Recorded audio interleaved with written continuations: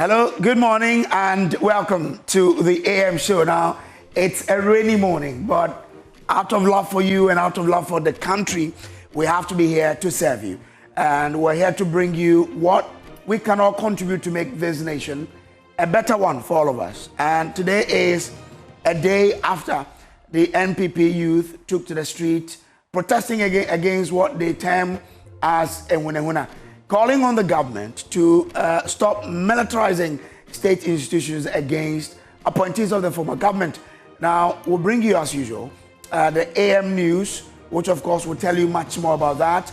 After that, we'll bring you sports. Haruna Mubarak will be here. And then the news review, where we review what the papers will be reporting this morning. Dr. Kwame Asasante is a political scientist and head of the Center for European Studies, University of Ghana. Dr. Pakwesi Abedu, Atuahene Abedu, is a development analyst. He will be joining us. And Dr. Benny Asha, a lecturer at the UPSA. And then that takes us to our big stories. Now, the question is, Ghana's gold reserves hit a historic high of 32.99 tons, making it the 5th highest in Africa. Now, how do we sustain the gains to provide the necessary buffer for Ghana's volatile economy? Are there any critical issues to the Bank of Ghana's hedging strategy, and what should be the best way forward? We'll discuss the issues and with someone who is a banking consultant with a lot of experience. Also, President John Mahama questions the new world order of walls that continue to shut out less privileged countries and their citizens from equal opportunities to decent livelihoods, and tells the international community, quote, Africa does not need your sympathy, but a fair chance to trade with the rest of the world, unquote, as he delivered a statement at the 71st United Nations General Assembly. We speak to an international relations analyst. Join us on this conversation with your thoughts and your views via phone and all our social media handles as we discuss and dissect all of these issues in the interest of Mother Ghana. My name is Samuel Kojo-Braze, and as usual, I do this with MFA Adeti. Let's start with the AM news. Good morning and welcome aboard.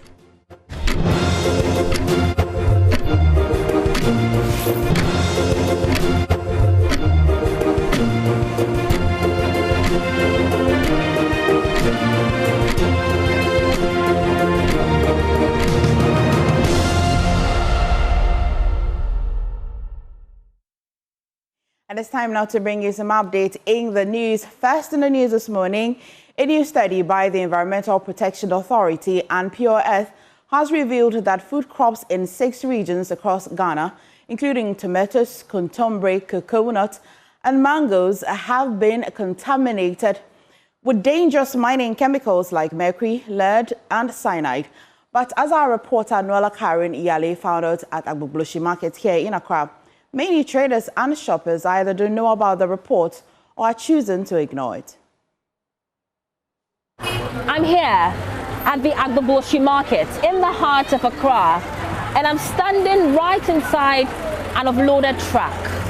But for time, this truck would have been filled with foodstuffs that have come from all parts of the regions in Ghana, regions like the Ashanti, Savannah, Western North, and the Western regions, where a new study by Pure Earth and the Environmental Protection Agency have found high levels of mining chemicals such as arsenic, cyanide, lead, and mercury to have contaminated these foodstuffs that have been brought here in the market to be sold to consumers.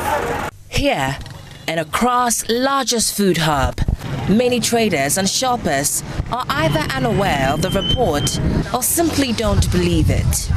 Brighter woman, a tomato seller, hadn't heard about it. Say what's the report? I be minted. So me kase my tea me bo minty. What's yanka den nanka be? Oh, anyone say be kasa che omo. Na sa chemicals na omo dey no omo ntwa so. Na omo fanye bi. Others, like Ya Ekuma, had heard of the findings, but dismissed them as impossible. Oh, yate nintosi dia oya na wo sa bia ya ho enye yi. Nintosi bia ya nintosi dia otu gold wo ha nintosi na enye yi. Enye yi say. Ebe wukura. Ebe kunnu ya ni nyina. Nti baby ye dua ntosi de e men baby to go. Enti me fifi. Sokra. Be wutam. For Ma Fosti, who sells kontomire or cocoyam leaves, the claim is hard to believe. She insists the leafy vegetable could never grow on poisoned land. Mati bete nenye no kresa. Ade nenye no kre. Die metimi aka wo mu ni se. Wei enu akasa na esuogu so a etimi fifi. Ni tamo so se wote ana wate. Efri titi amani fi ye minyi ekra manya be 55. Enya no kre se asase chemicals wo mu no. Kontomire ntumi fifi wo ho. Okay. Abeduru ntumi fifi wo because ase ewura ni nyina e wo ho. Nti ebi ma. Some shoppers, like Beatrice Larby, say even if the food is contaminated, washing with salt is enough to remove the danger. Me pacho me dey answer same. I say me toy. Me kwa me dey chinsu bed warm water na me dey chinsu agu. Enchi agu na ma wohoro ho ansa na me dey aye. Na ade no so me dibi. Nti o say me ye no fine. So what in say high levels of chemicals on cry over toward your happy. Sameto. You say minimum kwa me fa so amaye a ebi nka sa. Okay. For others, awareness of the contamination changes nothing. With few alternatives, they keep buying what is available. Yeah, I've heard a lot about it, and they said it's not good. The chemicals inside can cause disease for humans that are using it, but And you still came to buy? yeah. Why? Just to test some 2 things in it. You want to go and prepare food? Yes, So please. you can't do away with tomatoes? We can do away with it. Just we are trying our best. From poisoned soils in Kodongo to dinner tables right here in Accra, the danger is closer than you think. Illegal mining is not just destroying our water bodies, it may be sitting right on our plates. From the Agbabloshi market right here in Accra, I'm Noella Karanyali, and this is Joy News. Moving on in the news, the battle for the New Patriotic Party's 2028 presidential ticket is heating up. 5 contenders, including the former vice president and the party's 2024 candidate, yesterday faced the vetting committee in Accra. Each walked out projecting confidence of victory. There's more in this report. Brian Echampon described the process as an important test of readiness, adding that the party's 4 million Ghana cedis development fee for aspirants should not be seen as a barrier but as a sign of resourcefulness. If you are a presidential candidate, you have to be able to demonstrate resourcefulness, to be able to mobilize what is required to fulfill the party's requirement. It has been done. As to whether it is the right amount, fair amount, exorbitant or low, that is up to the party people and the party leadership to decide. Kennedy Ejapon expressed optimism about his chances, saying he was convinced the delegates and the public recognize his preparedness to lead the country. I was prepared, so I believe I answered all the questions, and they know I'm ready to be president of this country. Yeah, they know I've been through and through party man for so long, so I didn't face any serious questions, or they didn't antagonize me because they know my potential already. Former Vice President Mahama Baffoe-Bonnie said he was pleased with the vetting process and hoped the committee shared the same satisfaction with his performance. I have just been in front of our vetting committee, and we have had very fruitful discussions. They've asked many questions, and I have answered those questions. So I'm very satisfied with my vetting, and I pray that everything is okay. I hope the committee is just as satisfied as I am. Kwabena Ejapon highlighted his long-standing service to the party, suggesting his experience positions him to provide the stability and direction the NPP needs. Well, I mean, every experience is unique, it's different, but at the end of the day it went well. course, they wanted to know my views and my visions for this country. And as I've said, you know what I stand for. I believe that we need a new dawn in this country. We need to restore the values of service, sacrifice, and selflessness back into our society and our general body politic. We have to think broadly in a collegial way as Ghanaians, and we as political leaders have to lead by example. Former Minister of Education Yao Osei Educhum emphasized his commitment to reforms and innovation, framing his bid as one rooted in the country's future and the next generation. I felt very welcome. They gave me an opportunity to respond to various questions. I've shared my views with them on how we can transform Ghana. From Azim to Zabzugu, help is on the way. We will fight the war against poverty and we'll win it. We'll create a better nation than we've ever anticipated. The vetting committee will present their findings to the National Council and National Executive Council on September 29, 2025. And as well, the Tertiary and Educational Workers Union of the TEWU-TUC is standing firm, refusing to back down from a strike for better conditions of service. The NLC had declared the strike illegal, saying TEWU-TUC did not give the required notice under Section 159 of the Labour Act. But at an emergency meeting at the University of Ghana, the Workers' Union insisted the strike will continue until their demands are met. Collins Frimpong reports. The National Labour Commission has called on TEWU-TUC to end its strike, saying the union failed to give the 7-day notice required under Section 159 of the Labour Act, but the union has refused to back down. At the University of Ghana, Union Chairperson Salamatu Mahama Brahma said the strike will continue until all demands are met. TEWU has complied with every procedural requirement under the Labour Act 2003 Act 651. The strike, therefore, is legal, it is justified and binding.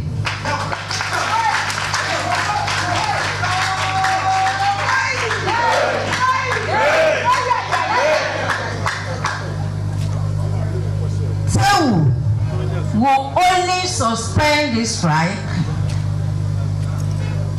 when Fair Wages and Salaries Commission receives the appropriate mandates from the Ministry of Finance and other government employers for us to continue and conclude our negotiations. She also urged members to stay home as the industrial action intensifies. Until then, brothers and sisters in the union, you are to sit at home, stay at home. Responding to the strike, the Executive Secretary of the Labour Commission, Dr. Bernice Wilbeck, said her outfit will consult its leadership on possible next steps against striking union. So I think that tomorrow we'll be consulting to find out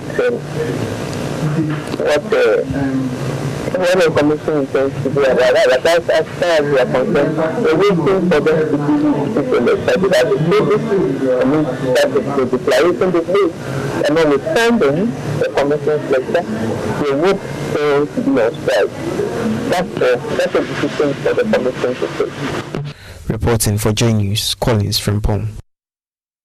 And in other news, to uphold the linguistic identity and celebrate the cultural diversity of deaf people, Ghanaians are being urged to learn basic sign language as a vital step towards building an inclusive society. Speaking at the commemoration of the International Day of Sign Languages at the Cape Coast School for the Deaf and Blind, Programs Director of Kaizen Aid, Anthony Asante-Addo, stressed that acquiring even basic knowledge of sign language will break down communication barriers and ensure that deaf persons feel truly welcomed in every part of the society. Parents also can learn the sign language so that they will be able to communicate with their deaf children at home. September 23, 2025 marked the International Day of Sign Languages, and the day was commemorated at the Cape Coast School for the Deaf and Blind with reading and spelling activities organized by Kaizen Aid in collaboration with the West African Civil Society Institute and Walde Ganzen as part of its Inspired to Read project. The program's director at Kaizen Aid, Anthony Santiago, highlighted the significance of the day and reasons for marking the day at the school. So the International Day of Sign Languages is an opportunity to celebrate and support the linguistic identity of the deaf community, which is sign language.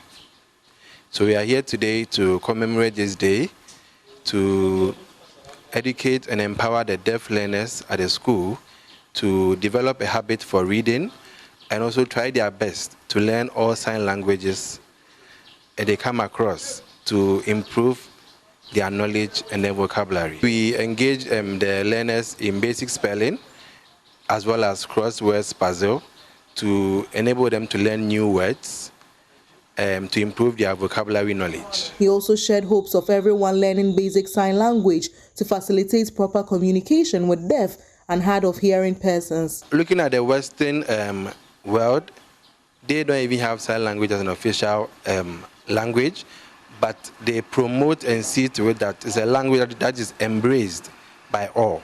So over here, I would advocate that at least we learn some basic signs, so whenever we come into contact with a deaf or a hard of hearing person, we could just say hello or communicate with them nicely for them to also feel welcome and accepted wherever they go. A history and social studies teacher at the Cape Coast School for the Deaf and Blind, Martin Kwesi Ampofo, noted the importance of the day. It's very, very, very important or paramount for parents to learn sign language, just in case they give birth to a deaf child, so that you can have a foundation to learn sign language. Sign language is very, very important.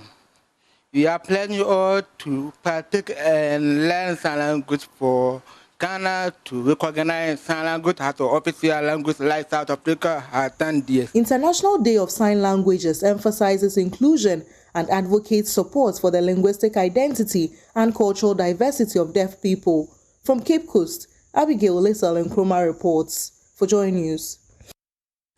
And in Ghana's chaotic rental market, agents are caught between landlords and desperate tenants negotiating deals, taking the blame and calling for rules that make housing fairer for all. There's more in this feature story, Blamed Middleman. Fine. Yes, please. Okay, my patrol, client now was a mission or 1 o'clock no. Wait me arrangements now, mommy. Okay. I am a tenant. I'm looking for a 1-bedroom. Joanna from Shelter Match GH is my agent. She knows the city better than most. She works the phones, she walks the neighborhoods, she negotiates, pleads and chases landlords so I can have a place to lay my head. What's more interesting than waking up in the morning and moving around with people you don't know, a few you know, checking out their desired homes, their future homes, and helping people to get a place to lay their heads. I mean, it's an interesting job to do. But who's an agent and why do they matter? In the eyes of the law, an agent is a trusted representative, someone who acts on behalf of another. Akapalm Anahlija in their commercial law book puts it simply, the authorized or legitimate action of an agent by the principal to third parties.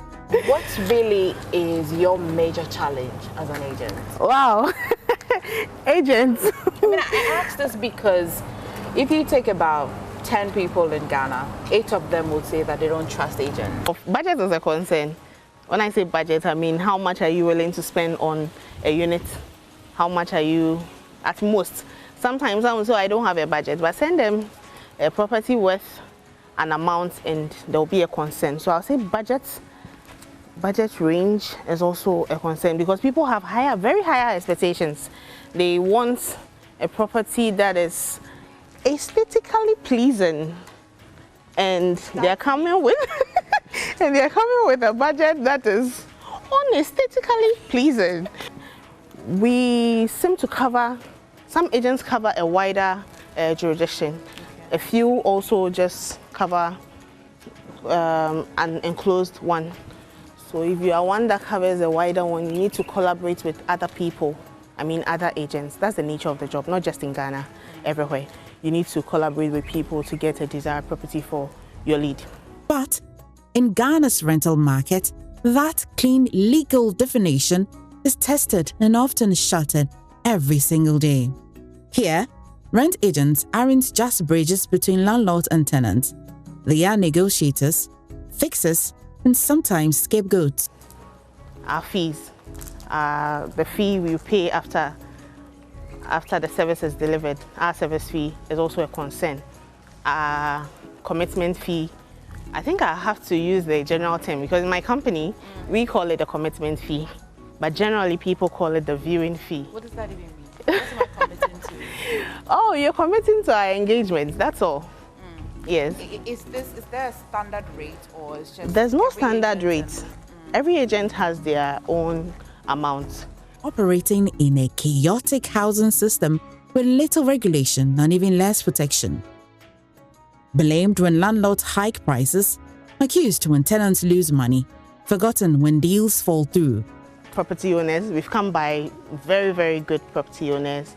Some have even, over the years, become family because the moment they put up something new, they are calling you, I would like you to manage this, I would like you to take care of this, I would like you to let out this unit. So I would say that not all owners are the same, but there are some owners that have really put us through trouble. I can recollect one time I led some clients, they were referrals actually, so I was excited. I mean, in December I was going to get some good money. So I got these guys, young guys who wanted to live brothers. So we went to his unit and then they went to see it. When we got there, he was so receptive. I mean, he knows us already, so he was receptive. He spoke to the guys very well. And then the lease agreement and everything was done. But he said, oh, we'll have to sign it when you're checking in. We took it normal because, I mean, there's somebody we know. This man was dressed nicely. He's customized the shirt and everything, his Rolex and things. You respect him because the appearance was just what you needed as an agent to build confidence. My dear, he scammed us. So if we're able to get very affordable properties, it will solve so many issues. Now you have property owners pricing their properties so high, extremely high. Some are okay, but there are some that are extremely high. Some would want to get their return on investment within a short period of time. Mind you, this property you put up there, it took several years to come put it up. So it would also take you a few years to recoup your investments. Well, so this is not just my housing story. It is Joanna, an agent, her story too. Now, Ecuador is on course to produce more than 650,000 metric tons of cocoa in the next 2026-2027 season. We'll bring you details of that shortly in business.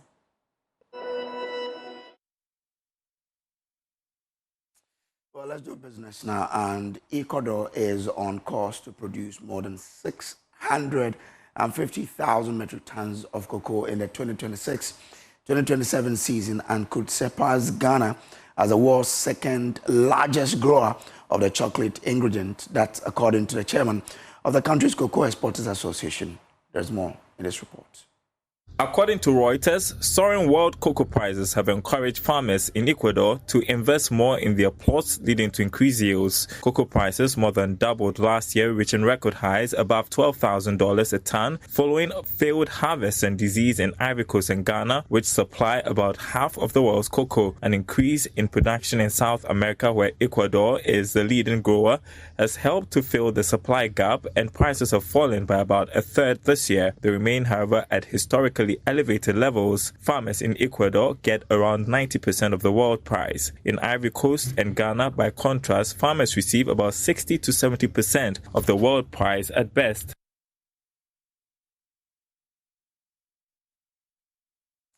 Now, the Director General of the Technical and Vocational Education and Training Services, Engineer Dr. Eric Kofi Adjoe, is calling for deeper collaboration between government and the private sector to bridge Ghana's skills gap and create sustainable jobs.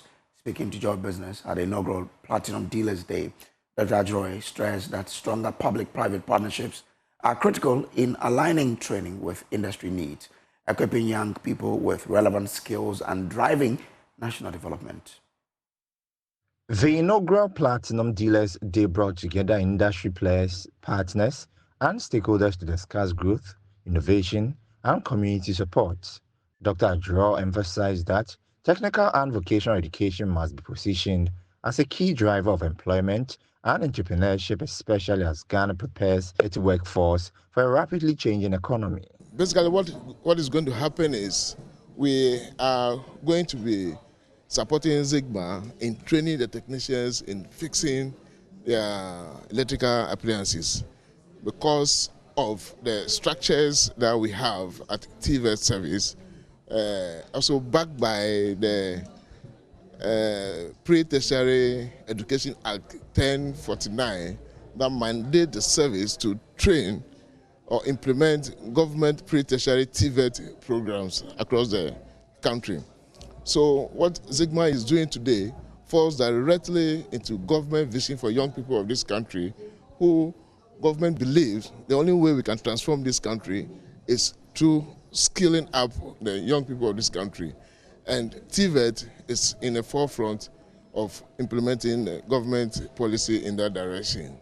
General Manager of Platinum Impex Limited, Ahmad Tan, also stressed on the importance of such partnerships. Going to launch the CSR, one of our CSR activity, collaborating with TVET Ghana Service, which we believe is going to be a long-term partnership offering a lot of opportunities for the technical institutions. As part of its corporate social responsibility, Platinum Impex Limited also launched its first CSR project, signaling its intention to give back to the Ghanaian community.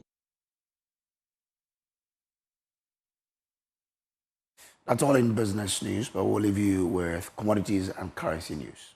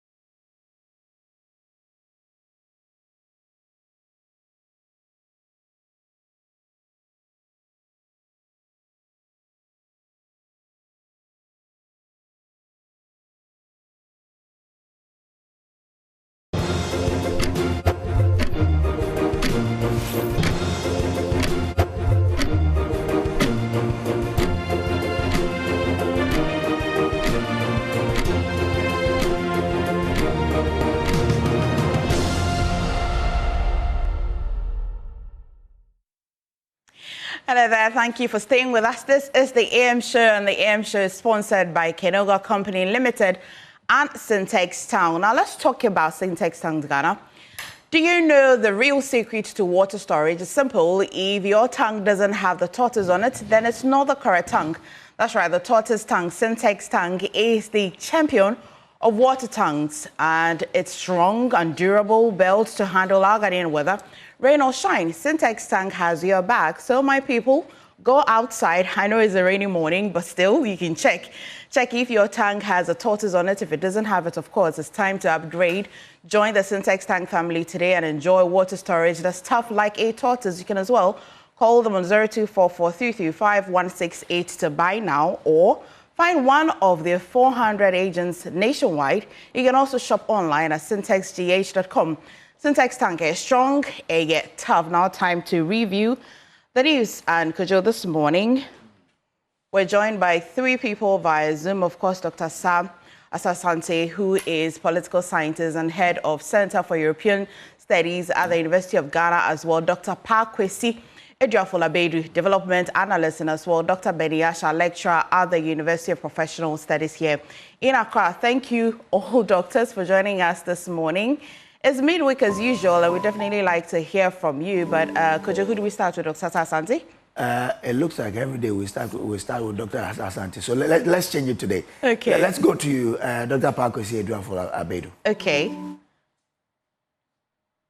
If you can hear us, Dr. Abedu, tell us how your week has been so far, what you have on your mind and on your heart you'd like to share with us this morning.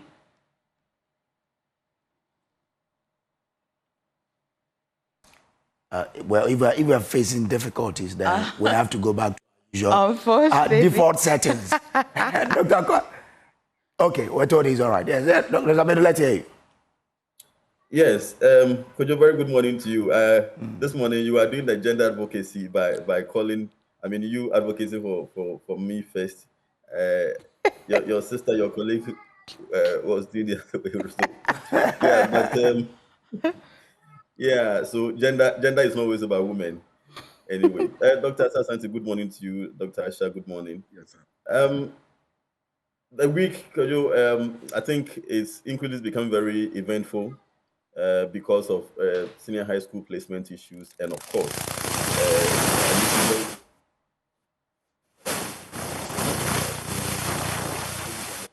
okay.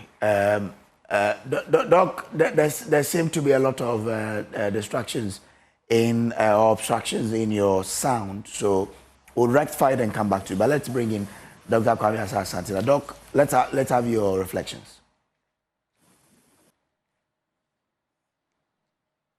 Dr. Asante. Yeah. Yes. Good morning, friends, and good morning to Ghanaians. This morning, I want to look at an issue which is very disturbing and it affects every right-thinking human being. What am I talking about? Unpaid nurses in Tamale for 8 months. We have complained in this country that we have our youth. As soon as they complete school, they seek greener pastures elsewhere, and they don't come home to help in the building of our society. We have also complained that lack of jobs for the youth is a threat to the survival of this state.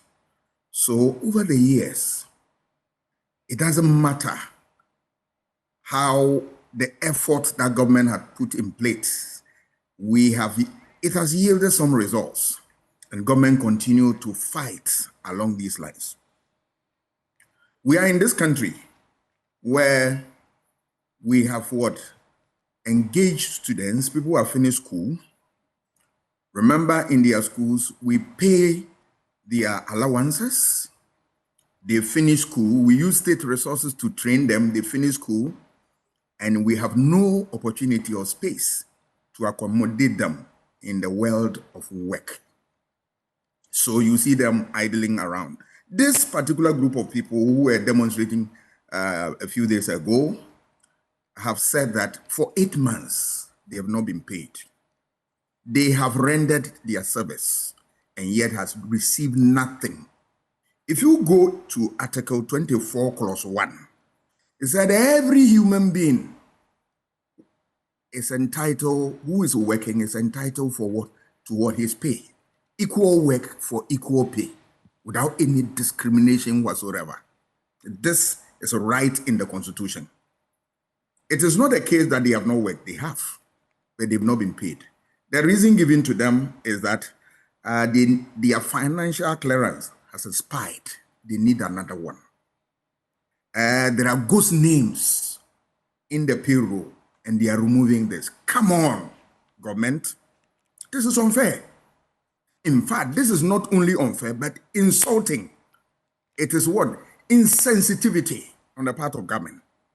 And it's abuse of their fundamental human rights.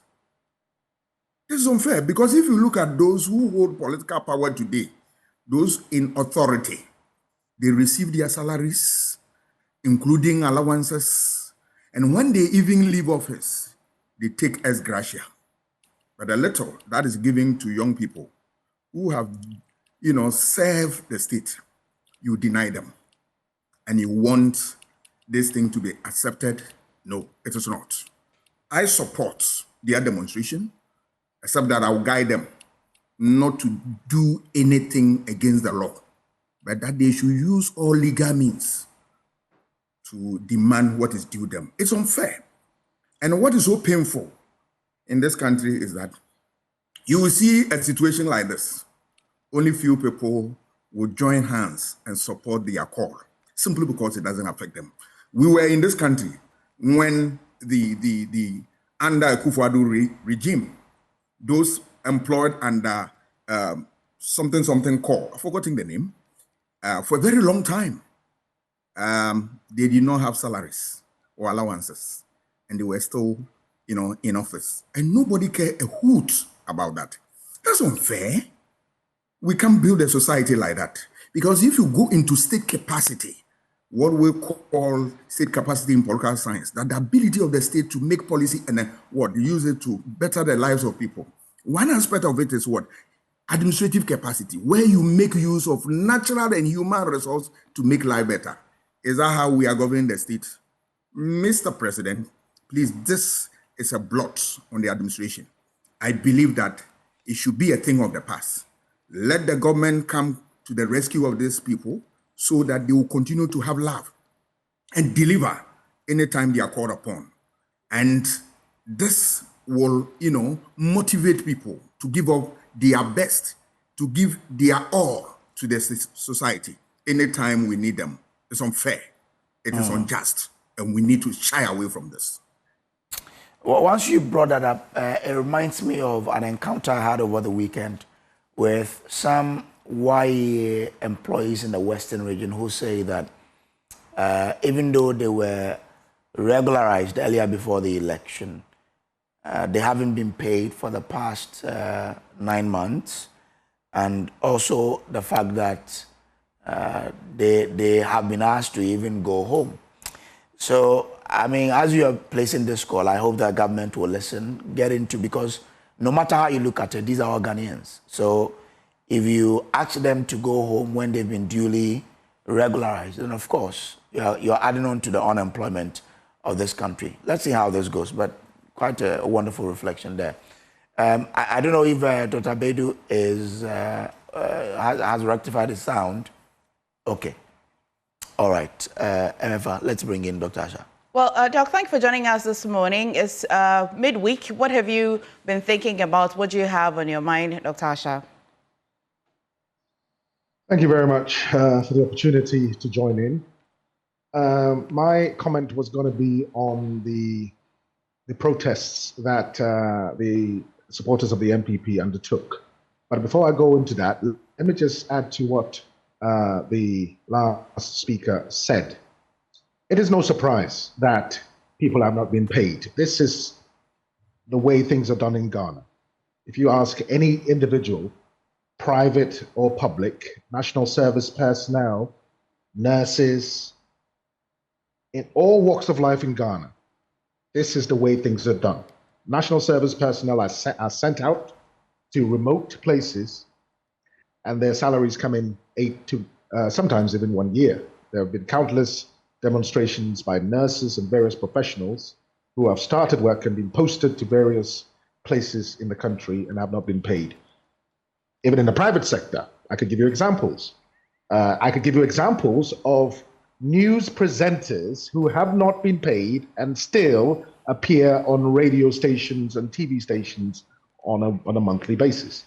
So this is not new. It's just a cultural thing. Unfortunately, there are no mechanisms to enforce these things, because if you do enforce, you will be threatened and thrown out, because jobs are so difficult to come by that they expect you to celebrate the fact that you have a job in the first place. So if it's going to take 1 year to come, you just hope and pray that it does come. This is the culture that we're in. Sad one, but that's the reality of it. It spans the government sector as well as the private sector. I think 2 years ago, one TV news network, people had to resign en masse. I forgot the name of it, and even if I remembered, I don't think it might be appropriate to say it here. But it wasn't a news where people just quit because they just simply couldn't get paid. That's the way things are done here. So there's nothing surprising to it. Now, my comment then would focus on the demonstrations that the NPP supporters have undertaken. Look, when I look at these things, it baffles me a bit. The NDC is in power, and they are in charge of the state mechanism of enforcement. This whole drama that is constantly associated with arrests has to stop. The idea of police officers and officers from the security services wearing face masks, dressed like ninjas on the back of pickups, it's reminiscent of vigilantes and rebels in the Democratic Republic of Congo and place war zones. This is a civilized country. There is no need for the racket associated with arrests. There is no need for face masks. There is no need for night arrests. You can just wear a suit, go into somebody's house if you have an arrest warrant, and arrest them. This idea of, I think it's a cultural thing where the security forces want to be feared. There's that element, and it cuts across our culture. Teachers want to be feared, lecturers want to be feared, police officers want to be feared, because of the position they're in. But it's totally unnecessary, because what happens is, even if you're going to arrest somebody, and an arrest is nothing. In law, the law professionals will tell you that an arrest means nothing. It means that you're being taken for interrogation and for investigation to establish the facts of the case. It means nothing at all. So what's all this associated gang-like mode in which the security services operate? It's totally pointless. It almost seems as if they're looking to attract unnecessary attention to themselves, and it's completely pointless. There is no need. There is no reason why security forces can't dress properly and have a live camera rolling as they conduct these arrests, so that people can feel, that they've been given a chance to voice out and to follow due process. But if you're wearing face masks and you have nets all over and you're sneaking into people's houses at dawn, with guns, AK-47s, it just is too reminiscent of some kind of banana republic, which Ghana is definitely not. Right. So I suppose it's these things that have generated these protests, and they have a right to protest, absolutely, in line with democracy. Right. Thank you for sharing what's on your mind this morning. Do I have Dr. Abedu's network quite okay now? Yeah, hopefully. I think. Oh, no. Oh, dear. We'll try again. We'll try and fix it. But Dr. Sasanti, a lot has been happening in the news, including what you had brought our attention to, the nurses who are on strike. I know I've been following that story for a while. They are not just the people who are on strike. They are also TEWU-TUC, which a little later we shall discuss, Kujo. But as well, yesterday, yes, the youth wing of the NPP has all presented their petition, and it was received. It was quite a peaceful protest, as far as we can also report. But this morning, the Daily Graphic this morning says that UCC runs to a halt. 70,000 students, 4,000 staff bear GTEC brands. And I think this is, Kujo, this is on the back of GTEC directing the vice chancellor to not proceed as vice chancellor because of what his retirement. Exactly. Absolutely. Yes. Okay. I know that his lawyers as well have responded to that. As well as TEWU-TUC, UCC, and they say that TEWU-TUC themselves approved the council's appointment of him to continue exactly for 2 years. Right. So they are wondering what has changed that all of this is happening, and they want TEWU-TUC to withdraw that particular directive that it has given to the vice chancellor. So that's a good update. The story is on page 3 of the Daily Graphic this morning, but another one that has almost everybody's attention is Justice Baffoe-Bonnie nominated as Chief Justice. Story is on page 13 of the Daily Graphic this morning. We shall get into that. This is because the Attorney General as well has been responding to the application by the former Chief Justice Gertrude Torkornoo, challenging her removal from the bench, not just as the Chief Justice, but as well from the bench at the High Court. The Attorney General has been responding to that and says that the High Court should stay off, and then let's seek interpretation of that provision in the Supreme Court. Would also take your thoughts on how you feel. Was this expected? Is this something you anticipated that Justice Baffoe-Bonnie will be the president's choice to be the Chief Justice? The custodian this morning as well, stop taking credit for cocoa reforms you opposed, Edu tells Brian. This is on page 2 of the custodian this morning. NPP's Yinstro Ehunehuna demonstration hits arbitrary. Government has said, that's what Dr. Benny Asha has just been speaking about. The News Center, Brian Not, architect of no syndicated cocoa loan policy. Still, Mr. Joseph Atuahene Edu has been speaking. The big demo against tyranny, still on that NPP protest. What do you have, Kojo? I have the Daily Guide newspaper, and it also talks about Mahama appointing Baffoe-Bonnie as Chief Justice. It has MPP vet flag bearer aspirants. Yinstro Ehunehuna demo hits Accra, and the story about Cocoa. Atuahene Edu, Dr. Brian Achampon, clash over cocoa loan reform. You know, Atuahene Edu is the immediate past CEO of Cocoa Board. NDC lacks anti-galamsey strategy. Akosia Menu there. The Accra Times, Lordina Mahama weeps for children and women in war zones. Fight to end drug abuse. Bagby enjoins Walla Traditional Council.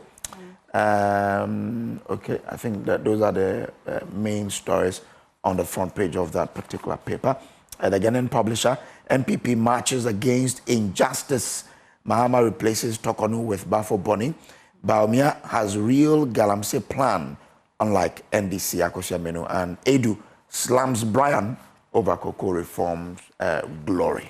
Well, two things as well in the news would be that all 5 aspirants of the NPP who are seeking to be their candidates as well faced the vetting committee yesterday. And it looks as if all of them were quite optimistic that they were going to be getting all the favors from the committee, or say they hope that they impressed the committee eventually as we wait for the report. Dr. Kwame Asante, let's start with that one, and as well we shall talk about the tariffs. There's electricity tariff. Luckily, water tariff will not be increased. The PRC had said so, but they have increased it, and from October 1, you're going to be seeing that there's a slight increase in payment of the electricity. But let's start with the all 5 NPP presidential candidate aspirants who faced the committee yesterday. I think yesterday we all listened to the process that took place, and I think from those who participated in the process, it went well. It's my hope and prayer that all those whose hopes are high to receiving the nod will be given the nod. But that aside, I belong to that school of thought which believe that if you are called to, or if you show yourself up to run as a flag bearer, and you are giving fees to pay as part of the conditions to fulfill in order to get yourself in the process, you should be able to find ways by which you can raise revenue to do that. But I have also observed with difficulty, sometimes the quantum of money that is required, it creates a problem. Because we believe that, yes, you should be able to use your skills to get resources from friends, family, and what have you, as part of the skills that you should have as a leader if you are voted into office. But that is not to say that we should, milk the people dry. What I've seen in terms of the figure that has been thrown out as a development levy for those who are contesting for the selection for the MPP flag bearer race is very unfortunate. That you are paying 4 million and then, clandestinely, they cover it up with, a statement that this is for development levy. But if you want levy, I'm not sure you should tie it up to the conditions for being an eligible, candidate for the election. No, it should have been something different, separate, so that everybody in the party can donate to that. But once you add it, then it becomes a condition for people to meet. For me, that is worrying in the sense that we are crying in this country against monocracy, that our democracy is becoming too much of money-driven democracy. And it takes weak people with little finance, and they have the wherewithal to lead the state out of the political realm. Is that what we want to encourage in this country? For me, it's unfair and it's unjust and it's very intimidating. You realize that those who were not even interested in this and stood against it, obviously are beginning to fall in line, because it's going to be a condition that will take you out of the conversation. We cannot build our democracy on monocracy. If we go on that trajectory, I am afraid a time will come, is only the rich and the powerful who will, venture into politics. But the resource that we are going to get will not be palatable. It is not true that if you have resources, you have what it takes to govern. It's not true. Otherwise, rich people would have left this country all the time. But is that what we are seeing? We should not encourage this. I agree that we should be able to, have some skills to be able to mobilize resources for such an exercise. But if it goes way too high, then it becomes an aberration, a misnomer. And I think we should stop this. Shall we try it? Okay. The issue of what? Baffoe-Bonnie. We'll come to that. We'll come to that. Well. Maybe we'll try Dr. Bedo again, see if the network is okay. Dr. Bedo, if you can hear me, you want to take a bite on this particular one? Yes, I hope you can hear me this time. Yes. Thank you. Very unfortunate. So I think I'll take a bit a longer time, because I still want to talk about the issues the personal observations that I've taken notice of for the past few days. Yeah. I just want to touch briefly on the senior high school placement, which is currently becoming a trouble for most parents. There is something that we are not doing right. And hey, the Minister of Education and all those who matter in the education sector, the GS director, we all know that for the past few years, in fact, since the computer placement came into being, every year there's this issue of challenges with the system. And I think the media has been asking a lot of questions regarding what we are doing to correct these problems. 2025, at this stage of more than 5 years of implementation, haven't we done any evaluation? Haven't we assessed the system to see its flaws and correct them? Why are we always making it look as if we were a developing country, there is nothing that can be done to that perfection, or at least close to perfection? This is a simple matter of computer, a software, app, and all the IT language that you can use, where people who have qualified ought to be placed. 100,000. Oh dear. It's quite unfortunate, Doc, but your line keeps having that same distraction, obstructions. Try and fix it. There. Yeah. So let's bring in Dr. Asha now. Yeah, it's the gathering of the doctors this morning. I guess so. It's a party for doctors this morning. Yeah. We'll take you back to the vetting that the 5 aspirants went on yesterday. One thing that caught our attention, because you must be eligible, right? Dr. Japan says that, well, he was not going to pay that development fee. He's been frank about it, that he will not pay. However, Hackman Osajman, who spoke to Kofi J on PM Express last week, says that if you don't pay, it's non-negotiable. You must pay so that you're eligible. How do you feel about the monies that these candidates may have to pay? And especially for one person who says that I'm not paying, that outrightly makes you not eligible to contest. He went for the vetting, didn't he? He did. So my question really is, if you're going for the vetting and you have said that you're not going to pay, really, should you even be indulged to be vetted? Dr. Asha, my question is to you. Yeah, is it? Okay. It's a very tight rope, this whole issue of the fee for the qualification to present yourself as a presidential candidate. When I heard the figure, I was astounded as to the enormity of it. Now, the two things that fee aims to do. On the one hand, it sets a benchmark so that an individual can prove themselves to be enterprising enough to be able to organize that money. But on the other hand, you also want to weed out some people that are just going to flood the system if you make it free. Now, it's a tightrope because if you're not careful, you're discouraging democracy, because that means that on the basis of money, people are essentially being vetted on the basis of financial clout. Now, again, the last speaker mentioned the issue, belabored that issue and how unfortunate it is. That is the stark reality that Ghanaians face. If you're not rich in Ghana, you cannot be a politician. It's as simple as that. Everybody knows this. It's just the way it is, and there's nothing you can do about it. Sadly, because it shouldn't be like that, but that's the way it is. You're expected to raise monies and find ways and means. And it is no wonder that finding the ways and means leads into corruption.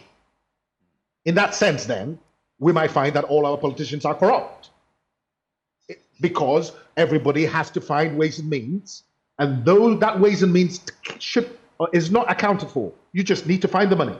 Whether you robbed the bank to get the money, or you sold somebody's property to get the money, it doesn't matter as long as you raise the money. Now, if Dr. Kwabena Japan says he's not going to pay, he's going to be obviously excluded from the race, which is sad because that excludes somebody with a lot of experience. But that's the sad nature of it.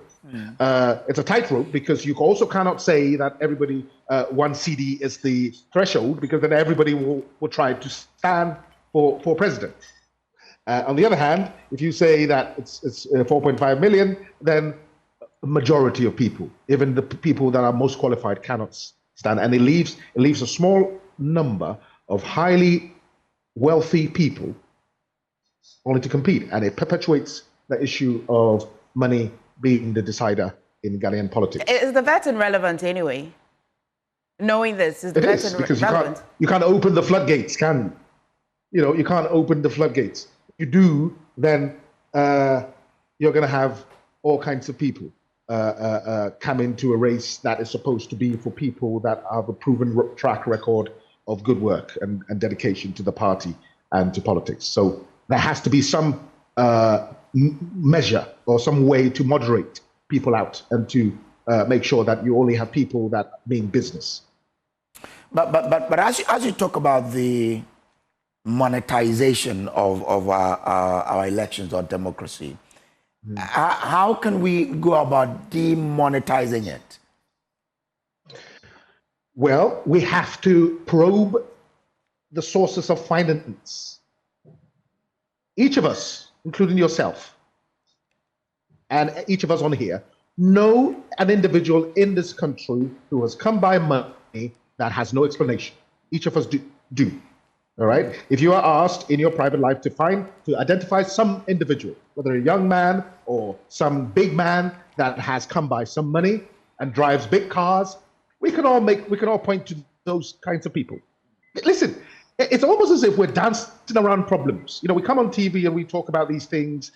How can we do this? We talk about the school students applying for school and how we should streamline it and how the IT system is not working. We know for a fact that you've got to get your money ready to go and pay bribes to get your daughter or son into a particular school that you want. This is what happens in the country. This is the way we do things in Ghana. Now, we can talk about it like intellectuals, as we're doing now, but it doesn't filter down to the ground, unfortunately. So now I want us to ensure that this is getting to the ground. Where do we start from? How do we approach it? You start from, we need to appreciate that there's a generation of Ghanaians that are beyond hope in terms of the fight against corruption. It's not going to work. They are too entrenched in corruption to do anything about it.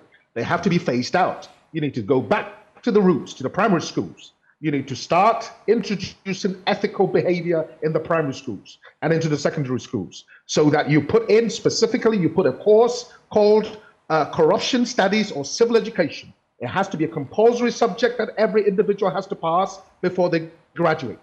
If you don't pass that, you're not going to graduate. You have to start from that angle.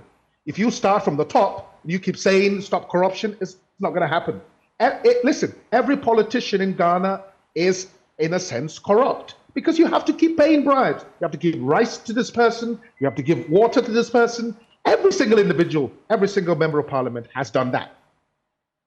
And then they try to say, oh, yeah, but this is Ghanaian culture, and we are a culture of giving. We give people, if somebody says I pay bribes. I pay bribes sometimes because I see a police officer says, oh, Dr. Asha, I'm thirsty. Is that bribe? Is that bribe? If I'm thirsty, I'm thirsty. How does that amount to a bribe?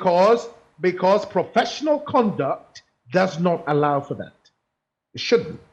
You're not Ghanaian anymore? Exactly, yeah. You're not Ghanaian anymore? You're taking the Ghanaian in you away. No, I'm not. Well, no, I'm not. What I'm saying is that there should be a clear divide between what's allowed and what's not allowed. And if you have something that triggers this whole issue of corruption, you weed it out. Police officers have to be told and educated to stop asking and begging for money. We all know this. It happens every day. In fact, they put moral pressure on you to the extent, listen, I avoid certain roads in Accra because of the police. Why? Because they're going to be standing there saying, I'm thirsty and I'm hungry. And it puts moral pressure on you because there is a Ghanaian-ness in you that knows this culture. But how long is that going to go on for? That's the question. And the only way, I think, is to go back to the primary schools and instill that in the curriculum. Do you think that all the other 4 aspirants should as well kick against this development fee? Even if they can afford it? Will it make a good case? This is reminiscent of what we call, there's a phenomenon in economics called the prisoner's dilemma, where you have 2 people that have been arrested by the police and they'll be kept in different cells. And you're told in the cell you can betray the other person and get free, and the other person is told the same thing, but both of you don't know what the other person has been told. The question is, if you say that somebody's going to pay, if you say that I'm not going to pay, somebody's going to pay, and you're going to be excluded. And for those people that are paid, they're going to be happy that you've been excluded anyway because it reduces the number. So you have to make a choice, unfortunately. Hard choice, you have to. Well, shall we go back to Dr. Sasson? Yeah, exactly. Yeah. From where Dr. Asha has brought us, what does he also make of? Doc, Dr. Asha clearly wants us to distinguish between what constitutes bribe and what probably will amount to, say, a gift you're giving to an individual that he believes can shape our society and stop all of this monetization that we brought into politics. What do you think? we are a group of hypocrites in this country. That the stark reality is here, but you see people dancing around it. We know that you don't need to give anybody money as a way of influencing the person, but they hide. You will see people saying that, oh, it's normal to give transport. I gave transport of 100 Ghana to this person to be able to come over and vote. If you're going to exercise your democratic right, do I have to pay for your transport? No. Certain basics, we have got them wrong, and that is why we are here. I will continue from where Dr. Acha stopped, right? He talked about issue of what we educating people. The socialization has broken down from families, institutions, public schools, and the rest. We have to inculcate these values in people so that they grow with that. You don't have to wait for them to get to university before you teach them about what issues of corruption and all that. By that time, I'm sure that we will not have any right-thinking human being who will proceed with integrity to be able to imbibe all these things. Okay. We have to start from what? The basics. Okay. And then 2, issue of what? Strict enforcement of the rules. The rules, political class have made the rules in such a way that if it is about them, there is no point of enforcing them. They will all, sweep it under the carpet. But if it's against them, then you see them coming out to speak. And that is the hypocrisy I'm talking about. That look at this amount of money. I have listened to almost all the contestants, and they justify why the party should levy this. So we talking about it, it becomes pointless because they themselves, who are the direct recipient of this policy, are themselves jumping to it and then, supporting it. That's unfortunate. Because you see, if you go on this trajectory, the chances are that you are going to get people who will come to office with money and are people who are notoriously incompetent. You are not going to get them because once they are able to throw money out and then get some people to support them, they are in power. But remember, in politics, it is not about money. It's about ideas. It's about your records. And that's why Aristotle said that politics must be handled by those who are intellectually fit, people who have the wherewithal to be able to address our challenges. They are people who can come out with innovations, people who can deal with our problems head on. Those are the people we give power to. But unfortunately, in this country, we give power to people who are popular, not necessarily efficient, people who have money so that they can always, smile with them, and then people who have the right connections. I'm afraid these are out of the basics of politics. Doc, let's move on and deal with the PURC's announcement of tariff increment. Tariffs, yeah. I think that Doc wanted to actually start off with the nomination of the Chief Justice. Okay, all right. Absolutely. So it would just be right. Doc, you want to start with that one? We'll go to the... Yes. Regardless, we're going to pay that tariff, are we not? We will. So we'll talk about it. But it is even the quarterly one. The main one is yet to be... What you have to do is load your wallet anyway. But Doc, let's talk about the nomination of Justice Baffoe-Bonnie. Of course, he's the acting. Many have said that this is in order. What does it look? What are the options for you? I support this nomination. It is nothing but an apt description of what we expect in terms of nomination. Seniority is important. What is the point of somebody nominating somebody who is a far junior? And he creates all manner of he raises eyebrow within the legal fraternity. We have seen it time and again, even though the law says that, yes, once you have a list of people, you can select from that. But there have always been concern expressed in this regard. So if you take the senior most, all things being equal, we want to see some of these problems going down. But of course, he's not just only a senior most person, but he's a very much experienced. He has been at the bench since 2008 as a Supreme Court judge. And it comes with a wealth of experience. Remember, he started as a circuit court judge. He progressed into the court, the superior courts, the high courts, all right, and in 2000, and then Court of Appeal in 2006, and then Supreme Court 2008. He has seen it all, and that is what we went at the bench. Because if you follow the tenets of independence of the judiciary, we're saying that, look, qualification and experience of judges, very, very important. You cannot just put anybody on the bench, but you need somebody who has the knowledge and have the professional experience. The two box up to be able to give you the kind of person who will sit as a judge and determine cases, not only effectively, but mostly efficiently. These are people that they are not pushovers. Remember, he was appointed by President Kufuor, but recall the 2012 election petition. People thought that he was going to vote in the direction of the government that put him into office. Events took a different turn. He ruled according to the what he deemed fit. And for me, this is a judge that I want to see presiding over the highest court of the land. A judge who is strong, a judge who is knowledgeable, a judge who is bold, and a judge who fears nobody. It doesn't matter whether you appointed me or not. I will speak truth to power. Look at his recent statement about Galamsey. One would have thought that even that one could scuttle his chances of he becoming the Supreme Court judge. The Chief Justice. But hey, damn the consequence. He spoke his mind. We need people like this, and that we all will pray for him, and we believe that he will continue from where we know him, so that he will continue to add value to his appointment and leave a legacy that it does not necessarily mean that when a government appoints you, you are going to do the bidding of that government. You are going to stand with the truth and proceed with integrity and rule without fear or favor.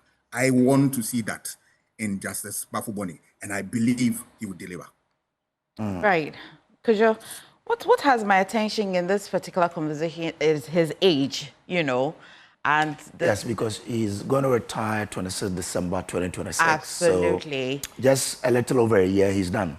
A new Chief Justice will be appointed. Yeah. Well, so I bet we still do not have Dr. Bedu. Then we'd have to go to Dr. Asha. Then, yeah. How do you feel about this particular nomination? And some of the questions people have been advancing, or the argument is that, do you need a Chief Justice who's nearly retired? Why not others who have a lot more years, so that you don't have to be nominating and nominating? Of course, he has to go through vetting. The president has to go through the process. Consulting the Council of State and all of that. Do we have to go through all of this? Many of the questions people are asking. How do you feel about this one?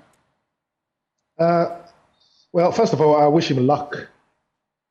That he can actually stand independent and carry on the duties first and foremost to Ghana, rather than to any particular individual. Now, the issue of him retiring next year have two sides. There's one side which gives another opportunity for the president to appoint another person next year. So that gives the president another exercise in appointing officers of the judiciary. On the other hand, as you say, we have to go through the motions again of going through the process of vetting and so on. But as the honourable doctor said previously, Dr. Asante, I'm sure you want to. Yes. Yes, as Dr. Asante said, let's hope that he can indeed be independent. Now, let's not run away from the fact that he knows who appointed him. He is not, one cannot disassociate him from from whoever appointed him. Now, why do I say this? Because we're natural human beings, and the president, if the president knew that this individual was going to be a clear opposition to everything he stands for, he wouldn't have appointed him. So there must be some kind of approval from the president in terms of his leaning. his judgment and leanings, which is fair enough because it happens everywhere. In America, judges are appointed by various presidents who lean towards their own perspective. But when it comes to issues of clear interpretation of law, we just hope that conscience will prevail and the law will prevail rather than party political bias and affiliation. So it's fair enough. I mean, he's going to retire next year. Another one will be appointed, and that's the business of government, and it has to be done. Would you rather somebody who's not retiring next year? It doesn't matter. Makes no. If even he was going to retire tomorrow, the question is it in the president's remit to appoint him? Yes, it is. Is there any law being broken? No. It's governance, and it's happening. But you have just said that you will not disassociate yourself from the fact that he definitely would have some leanings towards the person who appointed him. Appointer. Yeah, everybody has leanings to something, and in research we call that reflexivity. You cannot, as objective as you want things to be, there is always the subjective element of it. So yes, you can say that, okay, you know what, you should treat. I mean, in your own individual, in your own case, you might say that, oh yeah, if I have a maidservant, I'll treat them the same as my child. Fair enough, you can say that and you can enforce that. But you know that inside of you, there will be a sentiment that is slightly biased towards your child. This is only natural. And there's nothing to be shy about that. There's nothing to run away from. The president will only appoint people that he deems will go along with his own agenda and the agenda that he thinks right for the country. And that's okay. Okay. Well done. Looks like we all have to wish him well then. Yeah, but again, you understand the reasoning behind the appointment of the Tokono. I'm sure in the mind of the president, he wanted to give one arm of government to a woman. I don't know. It just occurred to me that could have been, because you remember there was Sophia Akufu. Yeah. And then Nini Abua came, and it went back to a woman again. Yeah. Could that be the reasoning that made the president then appoint Tokono? Is there a woman? You are a law student. Is there a woman who could have been appointed as well? But that as they are saying, it's a prerogative of the president to appoint who. Maybe the next one after Baffoe-Bonnie could be a woman. So that generally, we'll hear some of the NDC commentators suggest that it should be a person who has served many more years in the Supreme Court. So that's Baffoe-Bonnie. That would be then. Yeah. Unless, of course, the president wanted to play the gender card. Exactly. Then would have to impugn that will not be fair if it has to be who served longer. But of course, we'll be following, and I look forward to that vetting. I do look forward to that vetting. Let's talk about electricity. Well, because the commission has said that it's become necessary that they increase the electricity tariff. At least the water tariff is still the same, but it's become necessary because of the Ghana cedi dollar exchange rate. Many other factors that they cite as well. They also cite domestic inflation, the electricity generation mix, and also fuel prices, especially natural gas. We can go on and on and on, but one thing we know is that it's statutory that the PRCU will adjust fees every quarter. Yeah. Is this just business as usual? Could they have just say that, well, we're under the statutory declaration to at least adjust tariffs? I was hoping it would be adjusted downwards, but usually you see that it's adjusted upwards. And they cite it gives us a reminder of how the cedi and the dollar are performing internally. Dr. Sasa Santi, you want to talk about this because we're going to be paying all of this, all of us. We have heard this story time and again, and sometimes it becomes so annoying to the ears of people like us, because we know the real problems of ECG. Apart from inflation and whatnot, their own ineffectiveness is also the problem, right? Where people connect electricity illegally, where people, don't pay for what they consume, where they themselves are not able to demand the necessary, resources and all that. It creates all manner of problems. Bottom line, there are a lot of inefficiencies in there. All that they have to do is to be able to right the wrongs, because you can have as many levies as possible, but if efficiency is questionable, then everything comes to naught.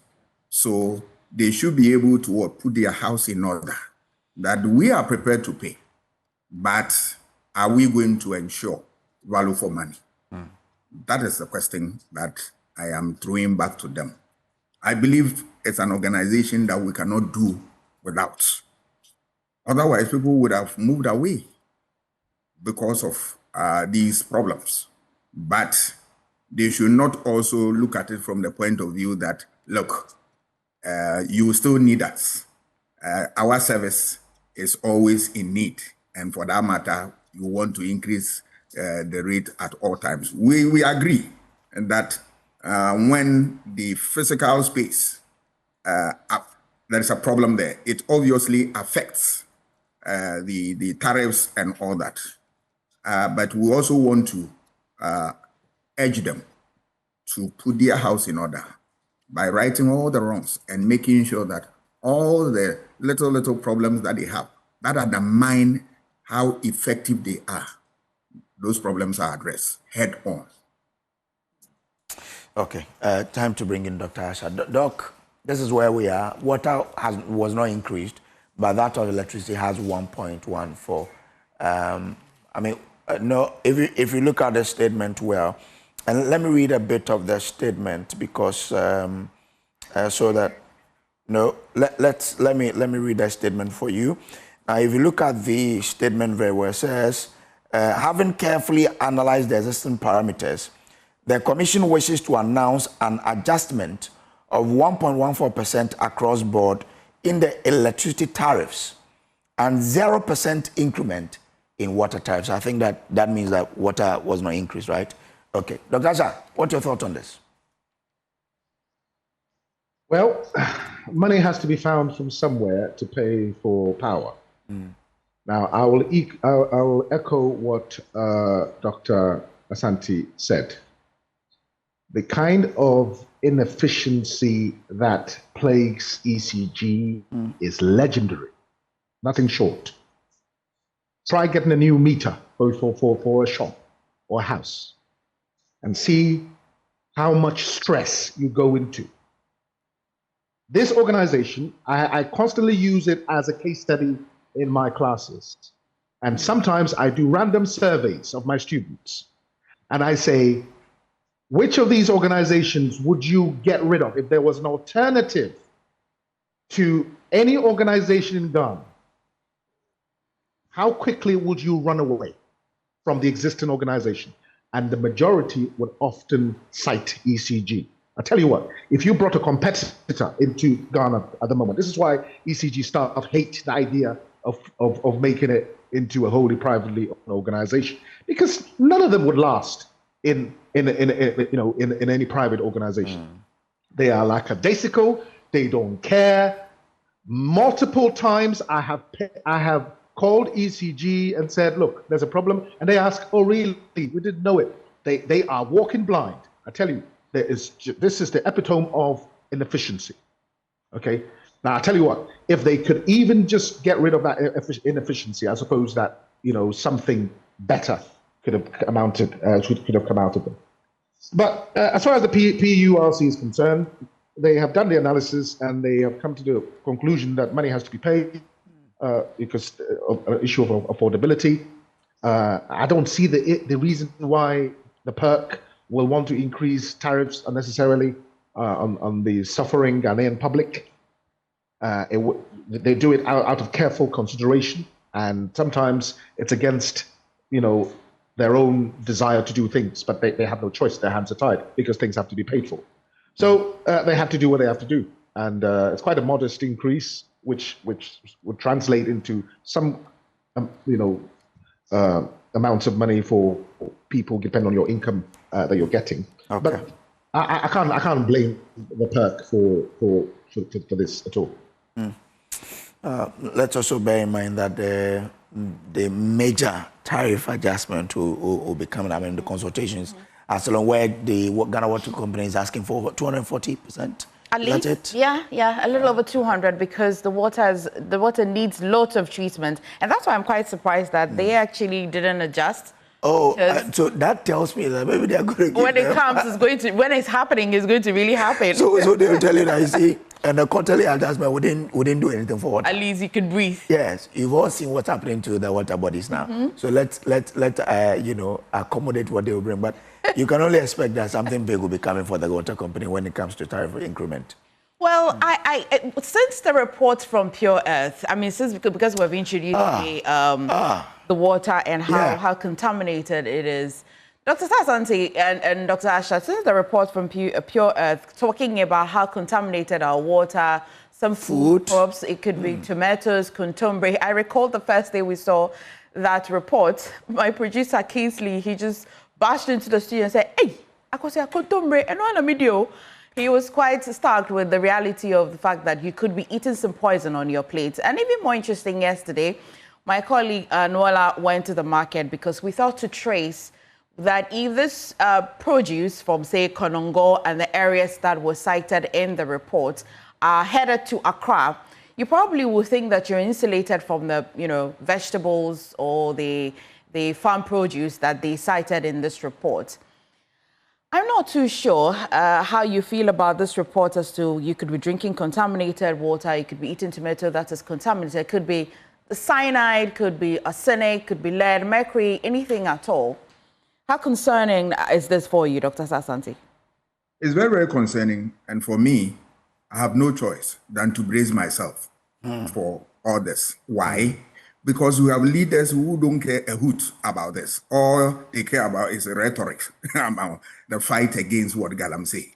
And you have a society which also endorses them. Because I host a program in NUTV, and I assemble a host of intellectuals, professionals in this sector, chemists, engineers in mining, and then soil scientists and the rest of them.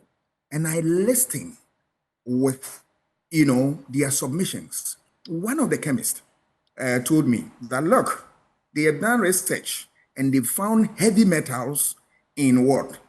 Maize, in cassava, and some crops. Can you imagine that? And even in fish.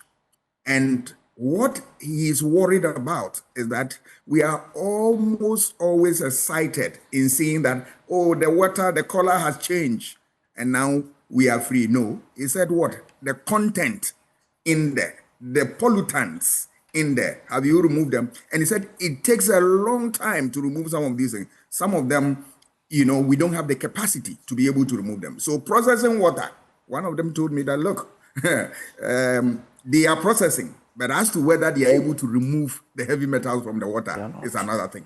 So what are we talking about here? I don't have any opportunity, but then brace myself for difficult situations like this.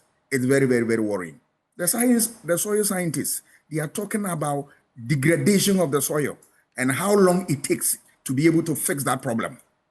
We have forgotten about all this. All that we are looking for is that, look, let us get the resources and use it to administer and obey. There's nothing wrong about that. If you have resources, how you tap them for what? Better life.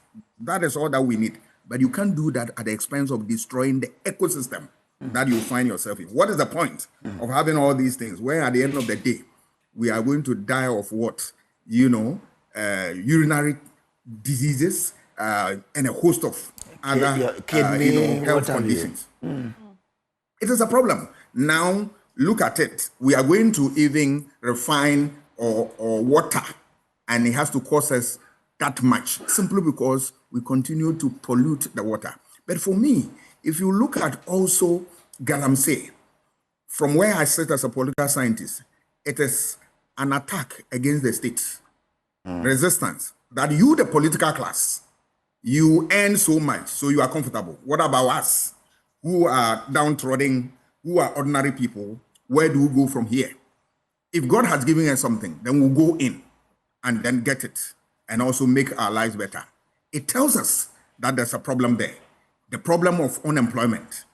Yes, I am not supporting them in that call, but look at what they are saying. Sometimes you see they dare the security people that come to where we are.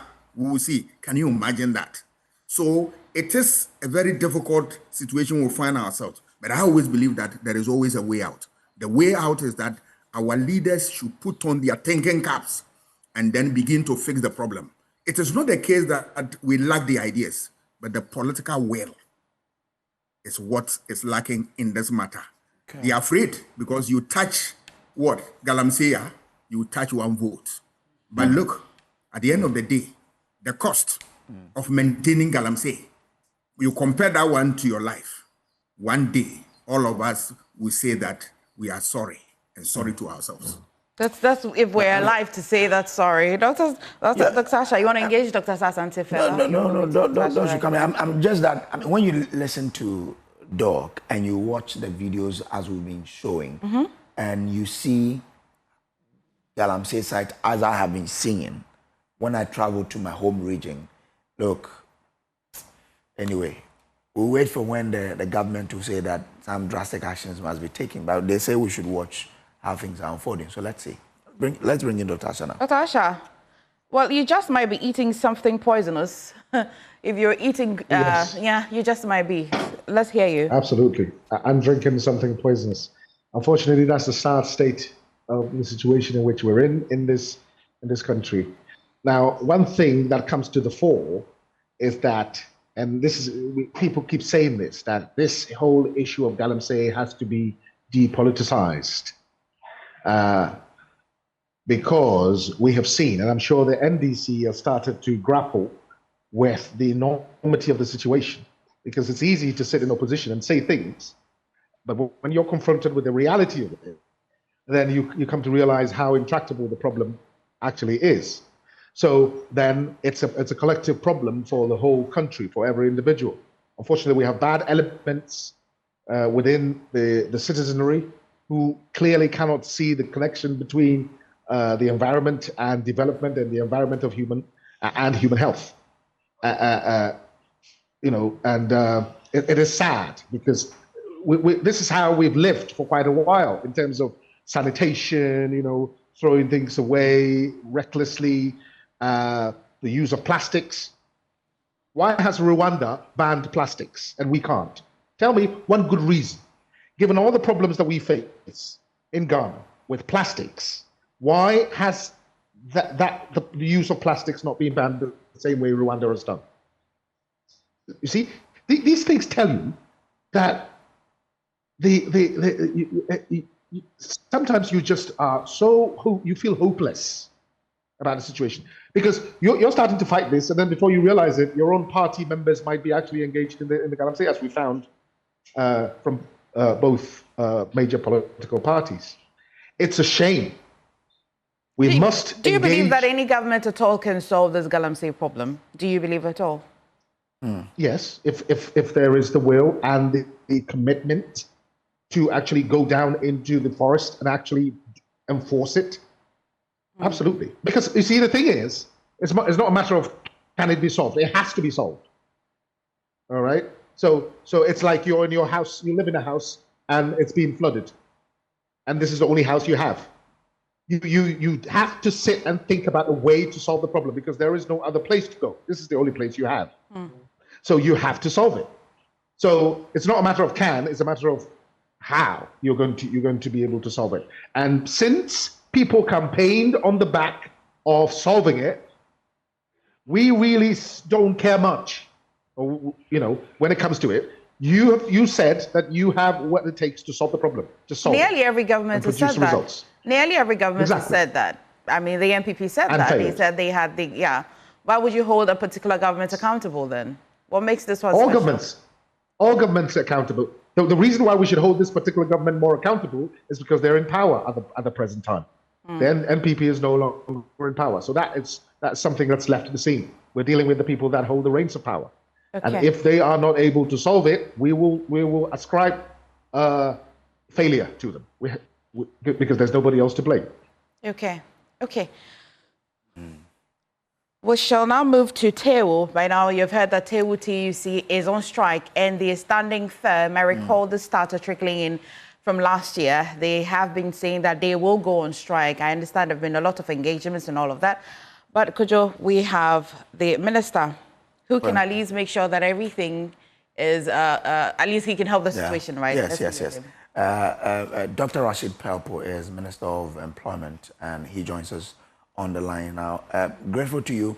I remember we had a chat with you here some time ago, and the focus was on how you will make sure that labor unions do not really go on strike. How did you take this when TEWU decided that they are going on an indefinite strike?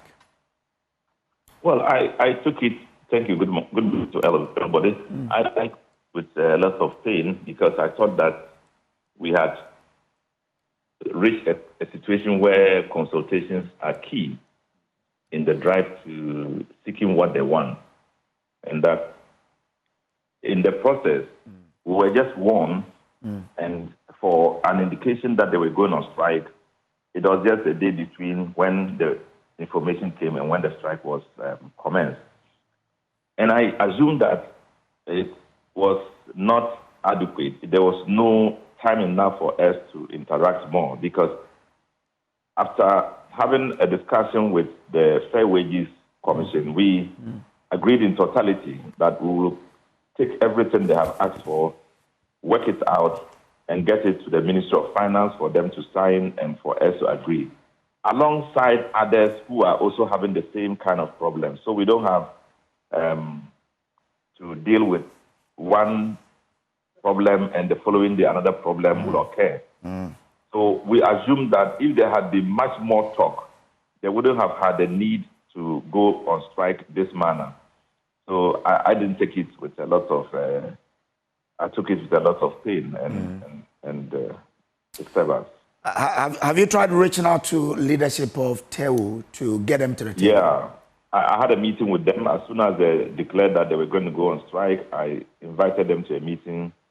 We had a meeting over what they wanted, and I told them not to go on the strike, to call off the strike, and that there was all efforts being made by government to address their issue. I expected them to have listened, but they said no. The leadership, the members had already taken a decision to go on strike, and that where they have reached, they couldn't go back. Yeah, but I still urge them to think through it, and let's get to a certain point, because you are dealing with a government that has just come into office. You have brought a problem that we are about to solve. It's a financial issue, and finances are not things you just get up and work on as soon as you bring them up. We have taken over an economy that we are rebuilding, and we read a budget which didn't take into consideration so many things because we didn't understand the economy at the time. Not didn't understand, but we needed to rebuild this economy, and so we took over that economy and then look back at what we should have understood but was hidden from us. So we now had to rebuild the economy and needed a lot of time and space to work on it. So if you bring us any issues that are directly reflecting the need to spend money, it would have meant that we would have to do it comprehensively. We have to look at it more closely and so that we don't offset the trends we're moving on. So, but we all the same thought that there was a need to deal with their issue. And that was the reason why I asked Fair Wages to do some work on it, to make sure we get to the point when we can approve it, and then we pass it on to the Ministry of Finance. Well, what I'm curious to know is that, would it be the first time you've met them personally since their demand? They sent a word to me. I had met them earlier in a general meeting, but not in specifics. But this is when they declared the strike, it was the first time I met them. The reason being that I have the agencies that deal with them, and they report to me what they have done, and I give them instructions as to what to do. So, labor Commission had an interaction with them. Fair Wages had a long interaction with them and took all their demands and worked on them and reported to me. So I was confident that things were moving in the manner that wouldn't have requested me to call them for a meeting any longer.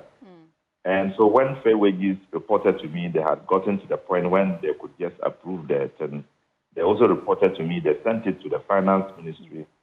Now, the need for me to meet them was when, after all that, they were still announcing a strike and still sent a letter to me they were going on strike.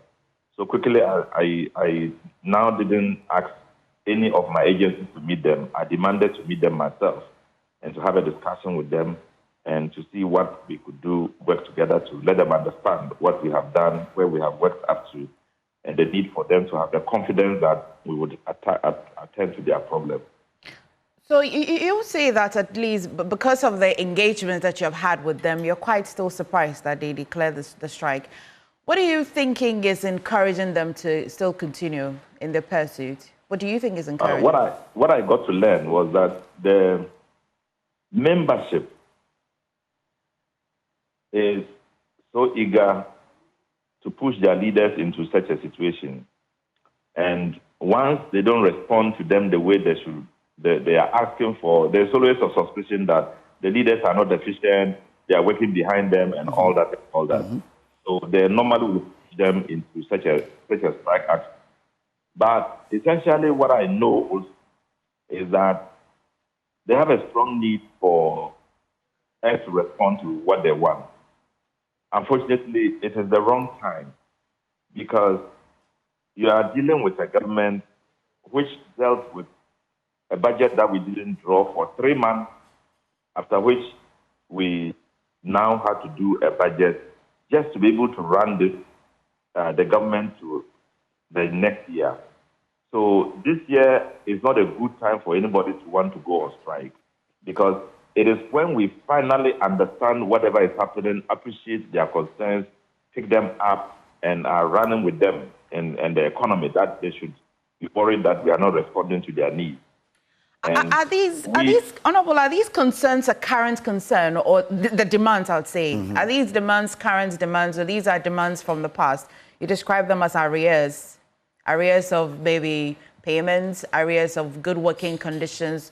Whatever they are demanding, are they demands that were specific in 2025 or these are from previous years? Yeah, they said that these are demands carried forward. But it also means that that should have made them to appreciate the fact that you are carrying forward a demand that had been sent to a government that had run for 8 years, didn't solve them, and a government that is running for 6 months cannot solve them as easily as they would have wished. So we are willing to solve the problem. No, why did they not find expression in the budget, though? Exactly. Why did they not find expression in the current budget? Why it didn't find expression in the budget? Yes. But I didn't tell you they didn't find expression in the budget because we are doing the budget and we are taking into consideration all issues that are outstanding. No, Doc. I mean, you said earlier that you came to meet a budget that you didn't draw for the first 3 months.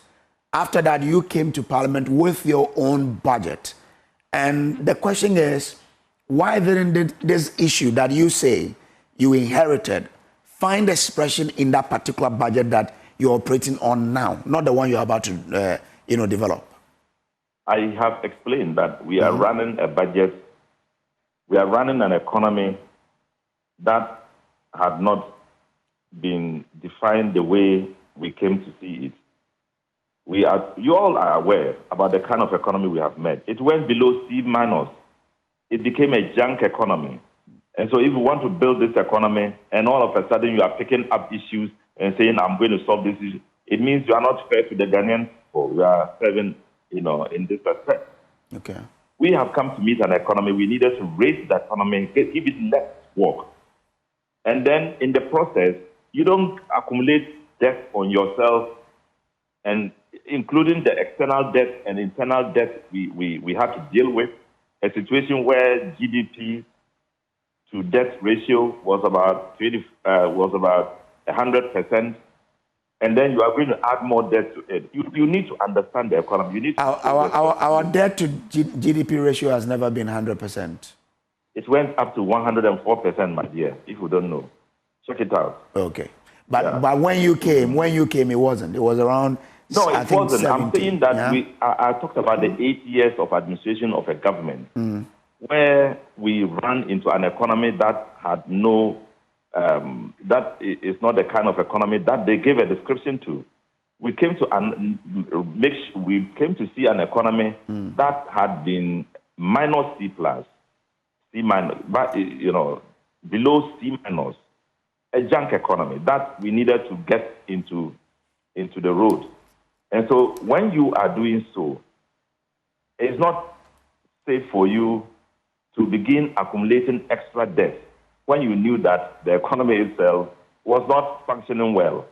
So it's better to run the year to the end, get to understand what is happening, take all the issues at stake and deal with them. And let me explain to you also, we don't want a situation where you deal with this issue because they have gone on strike, then another issue, they'll go on strike, and the next day another people will also do.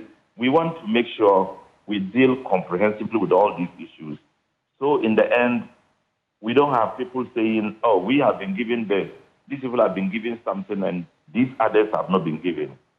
It will not be the best in As of this morning, do you have a roadmap for them? What's the way forward for them, Honorable? The way forward is to listen to them, to go to stop the strike, and to come and listen to what we have for them. But they've indicated they won't. What is your strategy to still get them to rescind their decision and come around the table? We want them to understand the situation. We still will have to talk with them. We need to get them to understand. But I also explain that we have, for them, there's nothing left undone.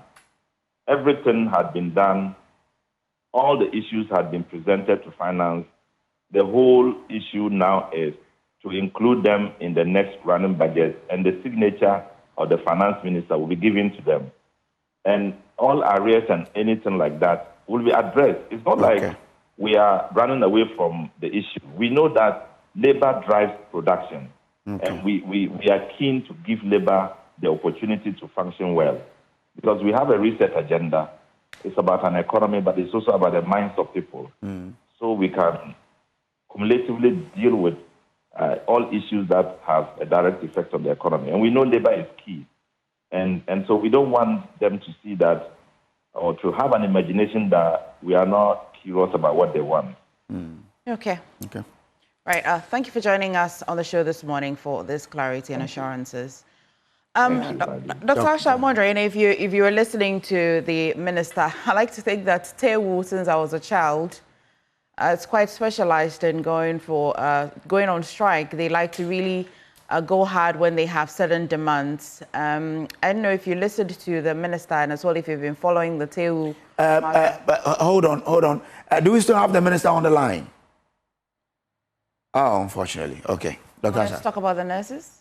Again? Did you want to talk about the nurses? No. Dr. Asante wanted to ask a question. Oh, sadly. Yeah. Forgive us, Dr. Asante. Well, so, Dr. Asha, are you surprised? Are you surprised at what's happening? Do you also think that TEWU is being quite unreasonable? I would have wanted to ask the minister a question. Unfortunately, he's gone. But TEWU employees, like any employees in Ghana, and they feel that their demands have not been met, and therefore they feel that the strike action is the only way to pursue their demands. But the question I wanted to ask the Honourable Minister was, would he have said the same things he's saying 6 months ago when he was in opposition?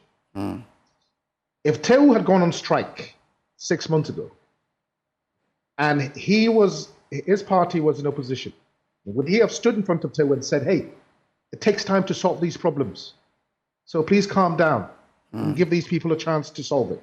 I don't speak for the minister, but I like to think that he would say that it would be a government that is not just 8 months in power. Well, so what do you say? You're saying that because you're 8 months in power, we're supposed to give you some room to do things? I get the impression that's what he says, Kujo, that, well, they have inherited an economy that was completely run down, and so it will need time to reset. At least that's what I hear him say. Is that fair? How much time does it take to reset the economy? And did they tell the people that when they come into power, they're going to need some time, and whichever amount of time, nobody knows, but do they say that? You see, this is what Dr. Asante talks about, the hypocrisy sometimes that shows up. You know, where we use politics to kind of get into positions of power, and then now we're faced with the stark reality. The same thing that's happening with the Galamsey. There were promises made about how swift actions was going to be taken. There were promises made about the laws on homosexuality and how quickly it was going to be removed. Now you come to the reality of it. It is important that the Ghanaian population wakes up and appreciates some of the rhetorical speeches that these people make and take them on. Okay? These people that you're telling to wait are hungry. And if you're hungry and you're being told to wait, you don't have the time to wait. Provide results and solutions, and I'm sure they'll quit the strike and go back to work. And if you're saying you need more time, give them a timeline. There is no point to say I need more time. How long is it going to take? 2 months, 2 weeks, or 3 years to solve it? Otherwise, it can go on indefinitely. Oh, we need time to solve this and the other. Give us specific timelines, I think. Okay. Dr. Asante? Yeah.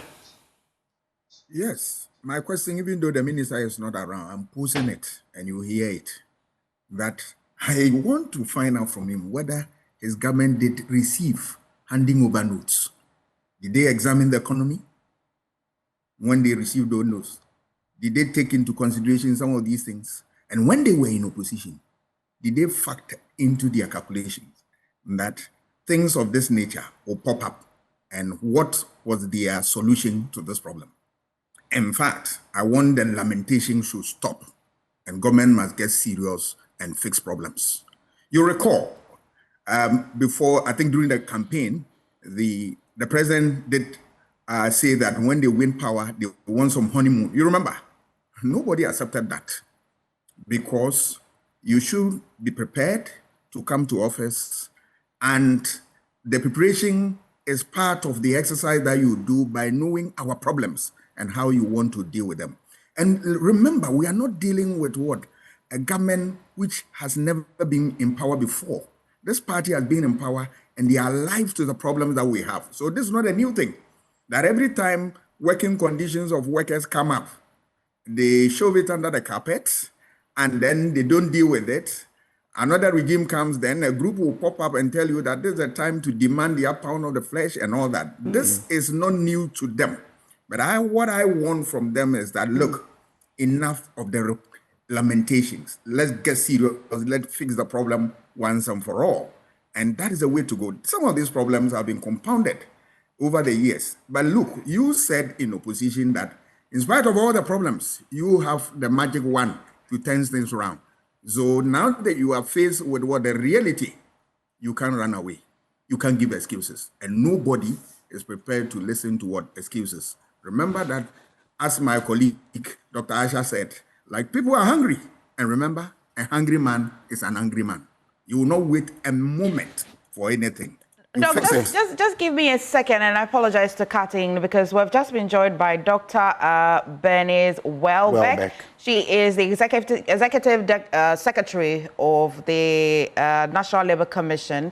Thank you for joining us this morning. We've just spoken to the minister himself, but tell us, because you are quite directly in charge of these things, what are you doing currently with the TEWU situation? Very well. Good morning. Yeah, so we have actually written to them and invited them to appear before the commission. And then we have asked that the institution, of course, the employer institution, and the Fair Wages and Services commission should engage them and bring a report. But what is important is that they need to call off the strike before any engagement can start. That is in accordance with the law. They've made their point. They've gone on strike, and there has been an intervention by the National Bank.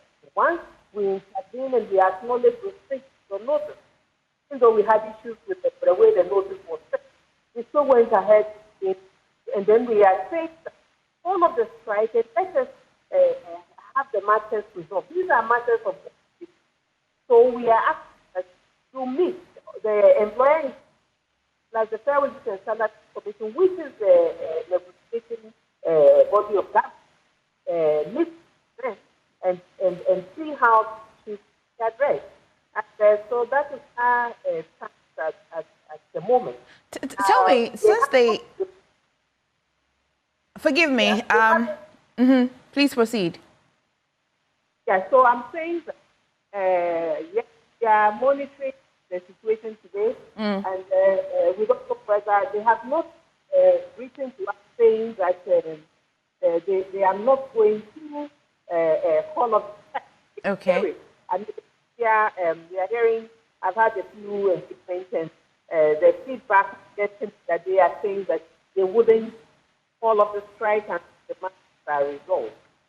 Okay. So, yeah. Since they made their intentions known, whether directly or indirectly, how easy or difficult has it been to get them to the negotiation table? Are they quite a tough association, or you're getting them at least to come along? You know what? It's important at this point to clarify that the notice that they said was not properly said. In the first place, they gave a notice to, and then they started the strike the following day. Meanwhile, in accordance with the law, you have to give at least 7 days notice, which starts counting to the date of receipt of the notice. They gave a notice on the was received on the 18th, and on the 19th, it started the strike. And that is not fair. Because you have to give 7 days notice. But they gave notice before they are on strike. Now they have intervention. We have seen that go back to the table and then let the employer engage you. And then what appears for the to hear the engagement. That is now. And if they don't? It is not as even the of the well, Doc, I don't know, but your line keeps breaking. If you can reposition yourself for us, we'll be grateful. I'm in a car. That's right. Okay, it's better now. All right. So what I'm saying is that they served the notice on a Thursday. On the Friday, they commenced the action. You know, and under Section 159, they should have served at least 7 days notice. Fine. Notwithstanding that, the commission still intervened. And the commission is asking that we want to hear what the difficulties are. But before that, because you have complained about the fact that you are not seeing progress, let the employer institutions, the Fair Wages, which is the negotiation body, let them meet you and have the conversation so that when you are, you can give us a report on what has transpired. I'm asking. Yeah. I'm asking. It's important to note that they can't continue to be on strike and expect that there would be any positive engagement. That is contrary to the law. They need to follow the action. What they want is to have a resolution. So it's important that find them make their position that they are not happy.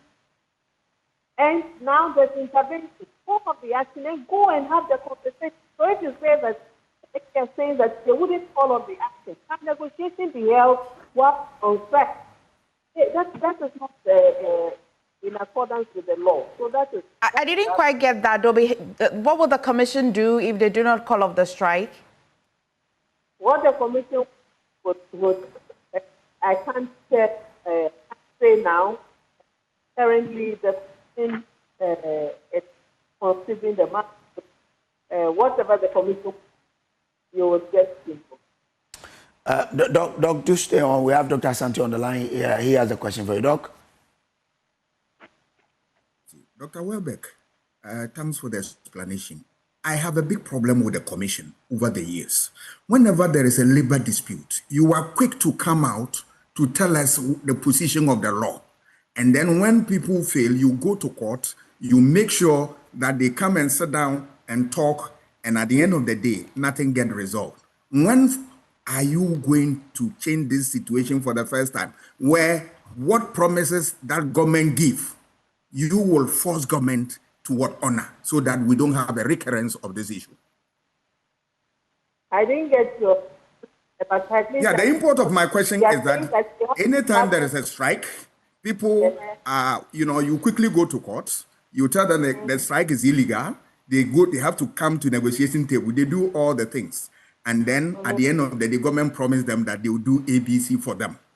Look, later on, you realize that some of the things, the promises, government don't keep them. When are you going to also, as a commission, force government to honor the promises of labor on the things that they promise labor? That is all that I want to know. I see. You understand both the National Labour Commission in these matters. The National Labour Commission is not a negotiating body as expected. The National Labour Commission is an adjudicating body, and the National Labour Commission takes the processes of negotiation and mediate arbitration. It goes to negotiate and say, the other party does not comply with the agreement, and you find a saying that yes, this agreement we see, and a party is not complying, the commission has gone severally to enforce a duly executed the party.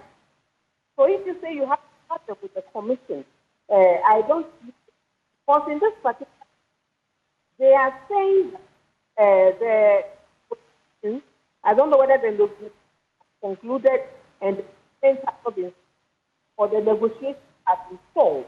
There's no agreement for the National Labour Commission, which has been duly executed, for which employer is not expected, for which the commission would go to court.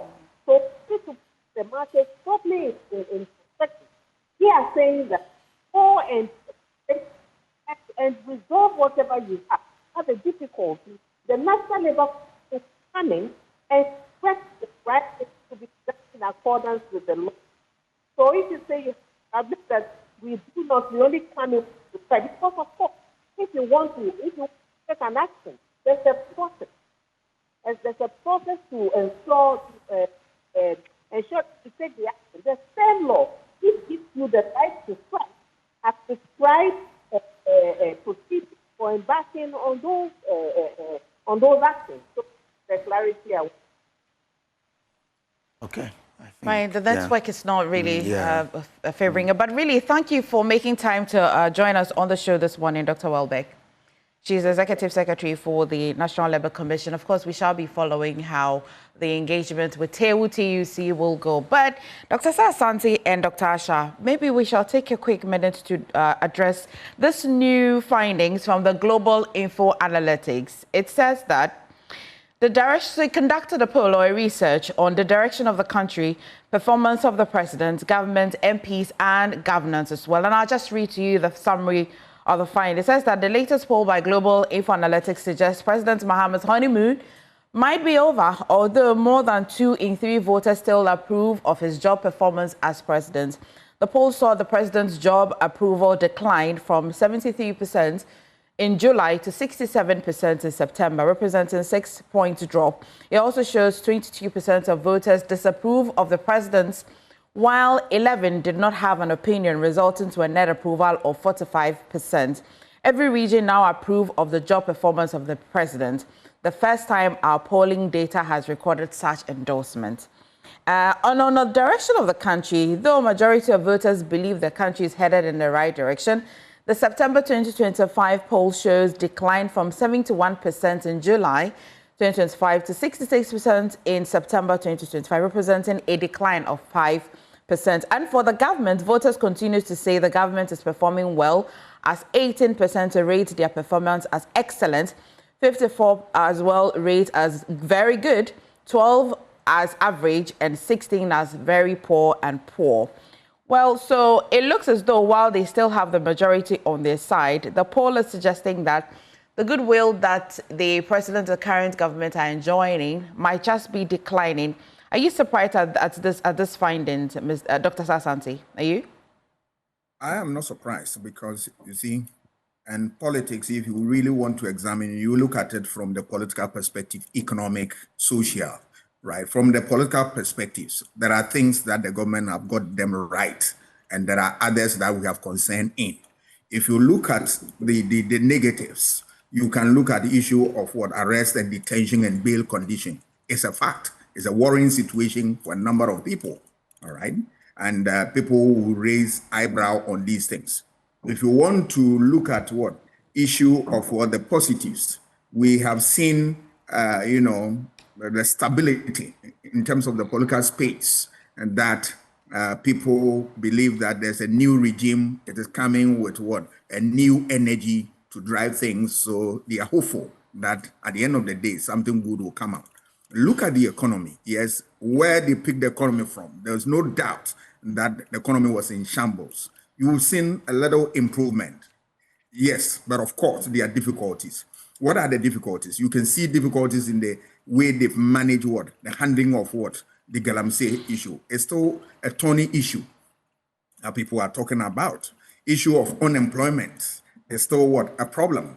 And recently you've seen workers up in arms. As soon as you see strikes, you see demonstrations. There's something wrong with the political system. You have to be up and doing because they are the early warning signals. Once you saw the tail end of Akufo-Addo reign, you saw manifestation of public opinion, what? Activities, strike, demonstration, and all that. And you are in a government, you should not be welcoming this. So it means that you have to fix problems and fix them well.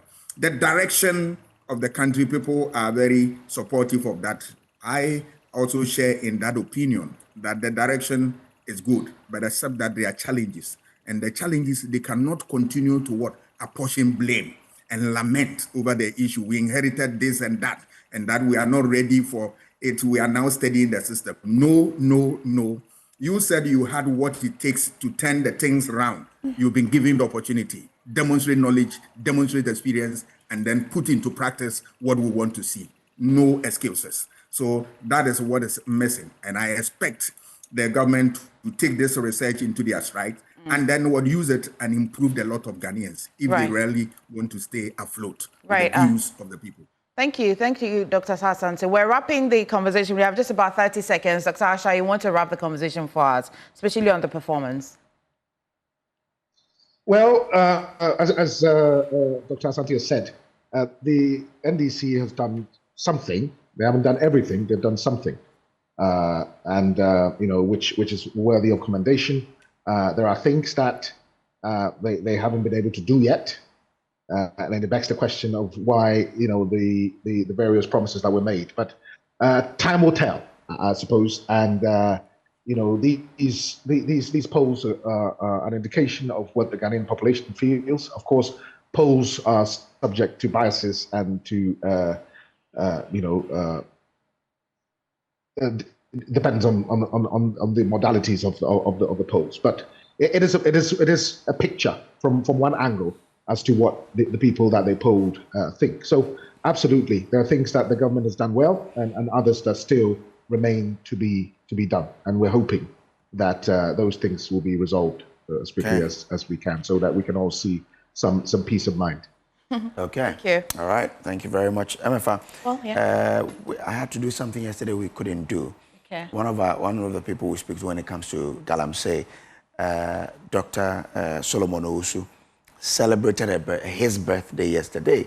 We forgot to celebrate him. Oh, we apologize. So today, Doc, wherever you are, he is a mining engineering and mineral economics consultant based in the US of A. Dr. Solomon Osu, wherever you are, myself and MFA do celebrate you for the year God has added onto your year. Yesterday was your day.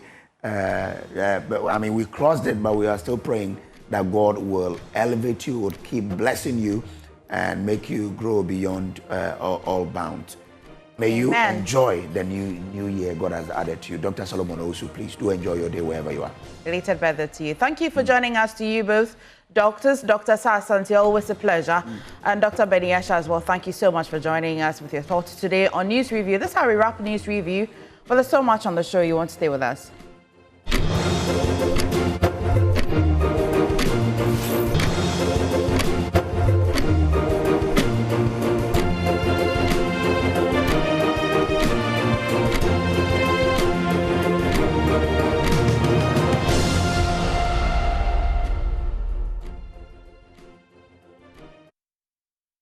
For our big stories now. Ghana's gold reserves hit a historic high of 32.99 tons, making it the 5th highest in Africa.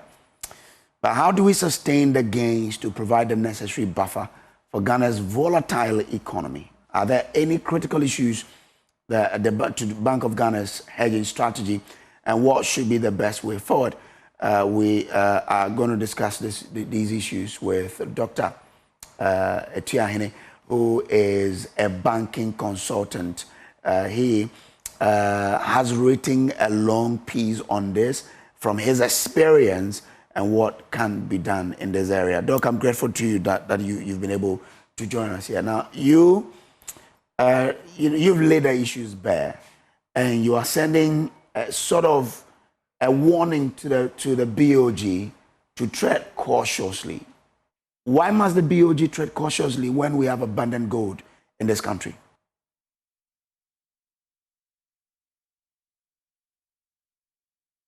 Hello, Dr. Richmond Atuahene. If you can unmute so we can hear what you're telling us, sir. Good morning. Great. I can hear you now, sir. All right.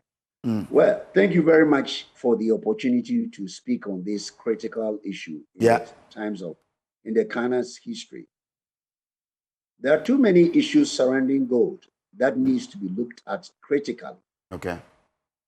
And I have done the paper, a well-researched paper, 18,000 words, well-researched through, with the help of World Gold Council. I asked for the data and they provide. Ghana has been doing, I would say, very well in the gold sector. And that is the reason why in 2021, the then government said that they were going to have gold purchase, domestic purchase program. That was launched in June 2021. This is a very good and lovable idea that most countries in the world, especially the advanced countries, they have decided that they would rather build their reserves in gold, rather than keeping it in foreign currency. Because for every shock that comes with when the American cough, the whole world get cold. And if you look at it, anytime President Trump make a statement, especially with the trading partners, gold prices go up. Yesterday, after his speech at the UN, gold has shot up this morning to 3,777 per ounce, as against 3,700 yesterday. What is happening is that the world is actually looking for a safe haven where they can store their asset. And if you store your asset in gold, it doesn't depreciate. You always had a good value of it. It hedges against inflation. And also it's a very good commodity for saving. And at the same time, in certain jurisdictions, you use it as store of value, and also can also use it in payment of your transaction. So most countries are doing that. So Ghana decided to do that in 2021 with a Ghana domestic gold purchase launched by Dr. Addison.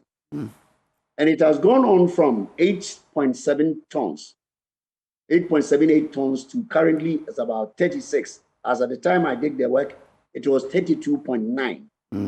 tons. But looking at it, if you look at the amount of gold that is taken out of this country, and you're only keeping 32, it is nothing to write home about. Okay. Countries that without gold, Algeria, currently had 183 tons. Egypt, even Libya, a war-torn country, has more gold. South Africa has 125. And we are walloping at 32.9.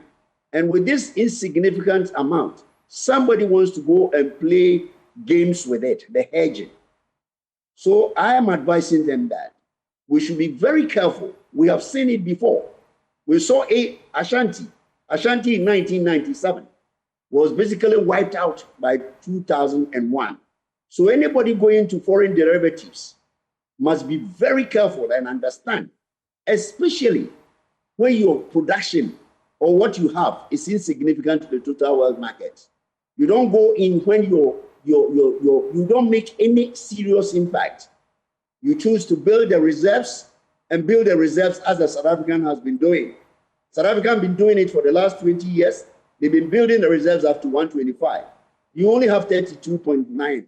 And then you're talking about going to foreign derivatives. So I'm cautioning them that we should be very careful and learn from the experience of Ashanti in 1997. So Doc, is it your argument that as we build, we shouldn't be selling to serve as a backbone to the economy, but we should just keep building the reserve?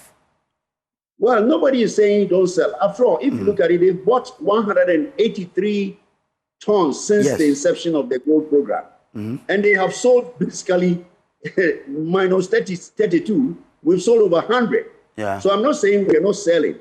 But what you're saying that we should be very careful that we don't go into areas where we have limited minds, limited experience. Because derivatives, the swaps, the forwards, the options, they are not business just for people, maybe people from outside of the world, especially when you don't make any impact on the market. That is why I'm saying, I'm not saying that don't sell, don't trade and build more reserves, but I'm saying that don't leave part of the business and go and do hedging. We should learn from Ashanti. If nobody, I think they were not born. I think those of us who are talking about hedging should go and read the literature about the collapse of Ashanti in 1997, in 2000, and 2001. Now, let me go to the substantive issues that worries me about gold. Currently, we have destroyed the environment. And you bear with me. We are destroying today's environment for today's consumption, future consumption for today's consumption. What I'm trying to say is that if you balance your book and get so much reserves at the expense of environment, you are not doing what we call the ESG, environmental governance and sustainable environment. You don't do that. No, South Africa hasn't done that. South Africa has been doing this business for a long time. They haven't destroyed their environment. And we have destroyed the environment by introducing carcinogenic material, cancerous material into our water bodies and into our food. Do we want to exterminate the whole population and balance the books? I'm not saying they shouldn't do gold, but I'm saying that you should always talk about ESG. The ESG is signed by the responsible mining. And if you look at the World Gold Council, it has published 51 principles on responsible mining. And Ghana is not doing responsible mining. Carcinogenic material getting into the water body. 3 days ago, I read something on the Ghana web that Kontombre has been infected with carcinogenic materials in certain parts of the world. What benefit has it got to do if you have the balances, the reserves, you have the currency strong, and you get up in the morning and the whole country is wiped out from the surface of the world? What would you say? Let us be more responsible. Let us be more proactive, because we have to leave this environment for our children, our grandchildren, our great-grandchildren. They didn't mine gold to destroy the environment. Number two, there is something is setting up in Ghana at the moment, and most of you haven't checked. Ghana has lost its position on cocoa to third. Ecuador has overtaken us. Once upon a time, when Achampong was in leadership, Ghana was the top gold cocoa producer. We moved to Ivory Coast to overtook us. Today, Ecuador has taken us. Ecuador has taken us because instead of we looking at cocoa as a sustainable business, we are looking at gold. And gold is something you exhaust and get completed. But cocoa has survived us over the years. So the literature says that Ghana is doing what we call the Dutch diseases. Dutch diseases means is that you are shifting your productive sector to areas where it's going to give you a short-term benefit, but no long-term benefit. Okay. So we must be mindful. Cocoa has kept us for almost 100 years. Gold has just come in, and we are destroyed. According to Cocoa Board one data, 20% of the land, cocoa land, has been destroyed. Therefore, that has resulted in the drop from our second position to a third position. So is the argument that because of our intention to hedge gold, and that's why we are looking on for this environmental destruction, devastation to go on? It is not just about the hedging. I think we are building reserves, but you're not building reserves responsibly. Okay. Responsibly. Let me use the word unreservedly. We are not building the reserves responsibly because we have chosen to destroy the environment. We have chosen to destroy our water bodies. We are importing carcinogenic material into the water to promote future cancer. We can't behave like that. And I'm wondering why the World Health Organization and the UN bodies sitting in Ghana don't want to tell the government or tell the people in their face. You are destroying it, importing diseases, and you are balancing your books by destroying people. I don't support that. Again, we have shot to third position because cocoa lands have been destroyed by Galamsey. Why would we do that in our time? Why would we do this in our generation? Mm-hmm. The generation doesn't belong to anybody. Let me make it clear to those in power and those in power. Generation belongs to the future. Don't destroy the future by mining, irresponsible mining, and give it a name. They call it so many names. Artisan mining, small-scale mining. What is it?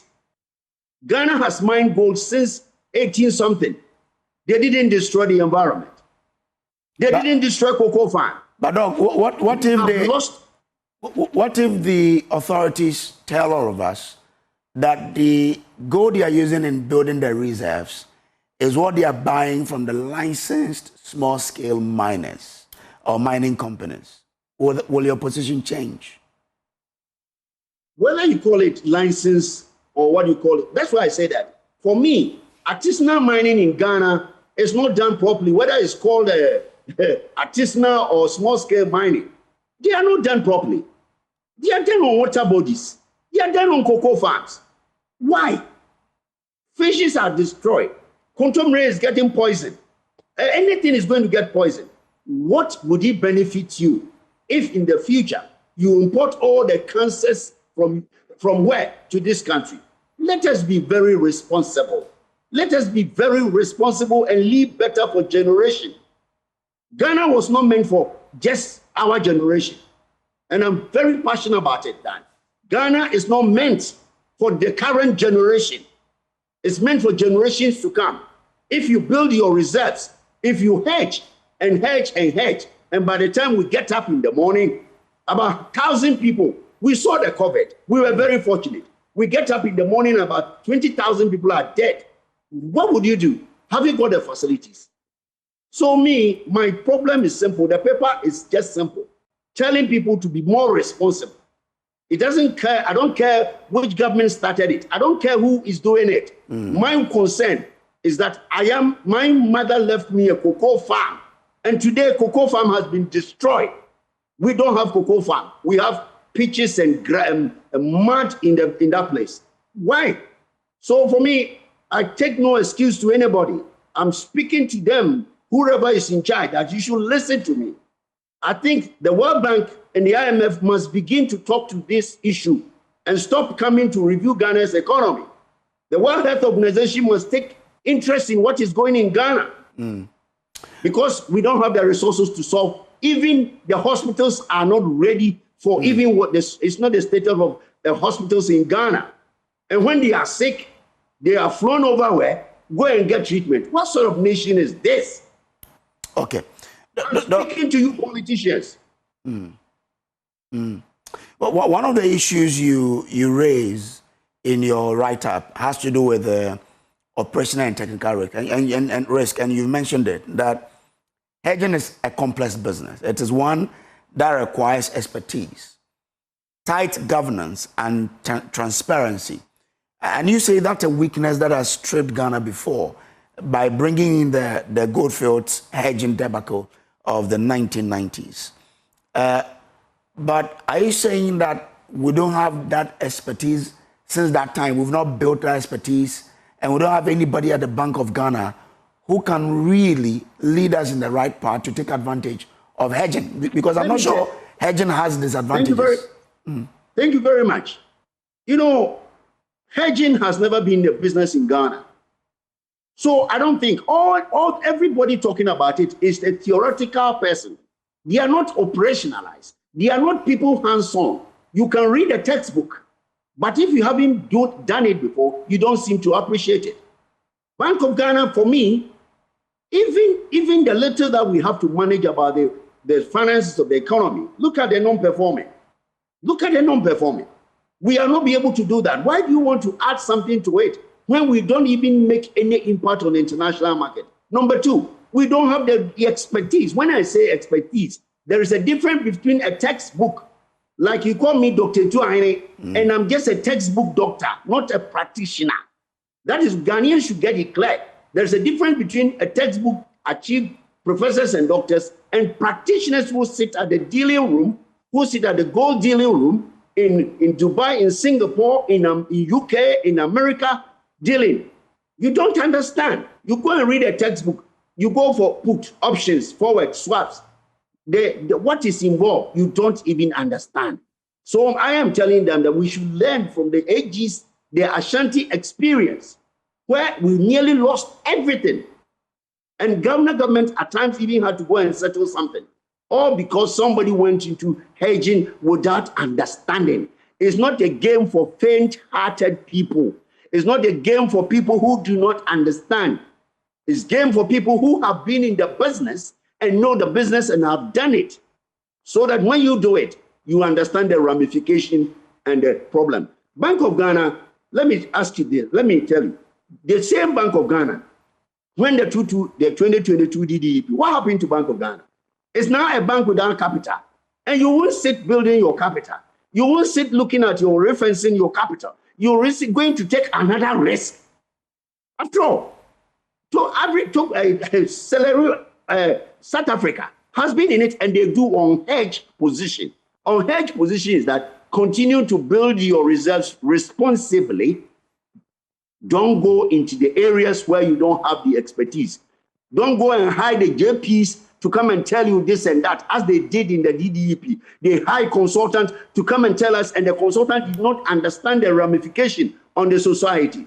So I'm saying, if you don't have expertise, don't go there. Stay within your boundary and do what you think you have competences, abilities, and skill. And stop areas where 36 tons. It doesn't, America has 8,300 tons. It doesn't even think of going to sell or hedge. It thinks that I want to build because it supports your currency. It builds you with all the geopolitics going in Iran, Iraq, and all those things, and Ukraine.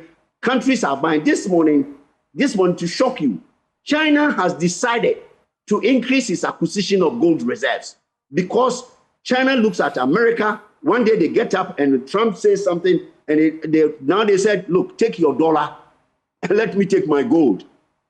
Take your dollar and let me take my gold. And the gold would always remain gold, irrespective of what is it, provided even your buying of the gold and keeping reserve, provided you understand what can happen.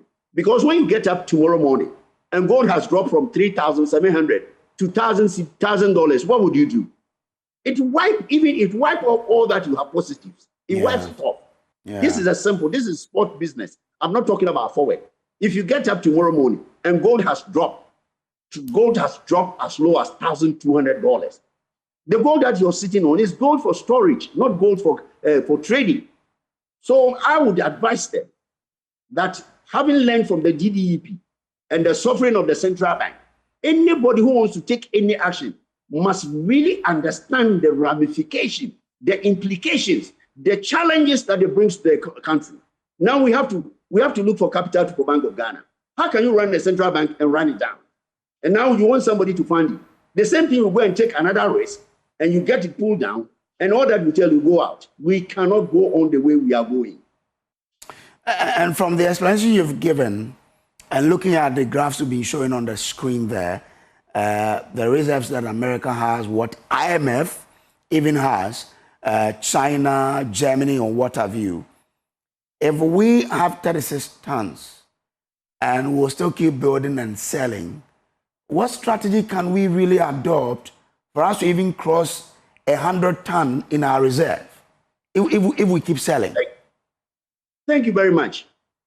I would urge them that let us do a responsible mining. One thing that I'll take my heart off for the current government is that when he came, I've done a lot of paper on gold. When he came in, he said, let me go to the 9 licensed big companies. I'm going to pay you CDs and buy your gold, 20% of your gold at a discount price, a certain discount price. You give them the CD, you get your gold and keep your gold. So you build your reserves. So when you think that the market is going on very well, you just release some into the market and make good money out of it, good foreign currency out of it.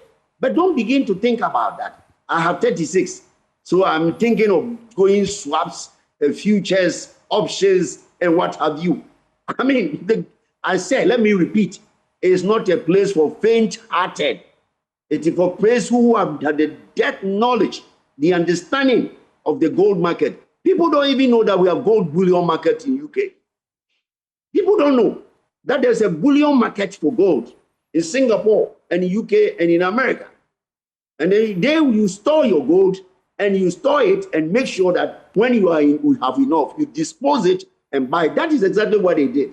When they bought 183 tons, they have sold about 100 and over, and they keep 36. Why didn't they keep them all? So continue to produce more, ESG production, and then get your reserve so that when you have the reserve sitting in your gold, you can decide to go, let me go and sell 50, 100, so that your balances, your foreign currency balances will be strong.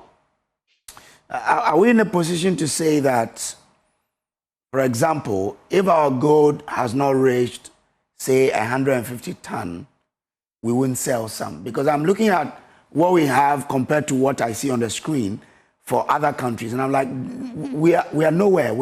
We are nothing, as you said in the beginning. So can we, or are we in a position to say, until we get to a 150 ton in our reserves, we won't even sell 30% of it? Can we do that? That is a laudable idea. That's a very good idea, very good suggestion. You set yourself a level and build the reserves. And if you should get above that level, you possibly go into the spot market, sell the difference, and put it in your foreign currency account. So to me, I'm not saying they shouldn't sell. My only concern is that we shouldn't be doing illegal mining and call it something else. We shouldn't be doing some mining, they call it artisanal and call it something. Let us do responsible mining to improve the position from 30-something to, say, the Algeria, I think Algeria 173 or 183. Yeah. So that when you have anything, Algeria doesn't produce gold, do they? Libya don't produce gold. South Africa is on the 4th, 125. And between ourselves and South Africa, it's about 125 and 36. The difference is nearly 100. Yeah. You haven't done that. And then you want to go. Build a responsible reserves. Set yourself. You should have a framework. Let me put it this way. They should have a framework. And the framework will set out how much do we want to reach before we even think of disposing some? If you don't have a framework and you just swayed by the market, thinking that I have this, I can go, I can do this, by the time you realize you absolutely have nothing. Okay. I hope that they are listening and that they will do as you say. But from what you do know, without gold from small-scale mining, can we really depend on these large-scale companies, 20% that we do buy from them, as you say, to build our reserves? Can it be possible? Let me shock you with the research I did between 2010 and 2014. Do you know that all these foreign mining companies in this country, we are the only countries where we don't even get more than 25%. The whole world. The whole world. We are getting average 15%. I think that is why this government said, let me use another back way door to get them to give me 20%. And the 20% will move us from 35%. The reason is that we haven't signed very good contracts. And I'm going to give you an example in Botswana about diamond. I have said it and said it and said it. Once upon a time, I think the 2021, DBS, Anglo DBS, which is the source of diamond in Botswana, was doing only 20%. They were taking 80%. Ghana, until recent, they were taking 85%. You can check from Bank of Ghana report. 15% is only that we have. And so when this government came, he said, let me do another back way so that you can get at least, now if you look at what they are doing, 20%, if you add it, we're getting 35. But ideally, that is not the way to go. That is not the way to go.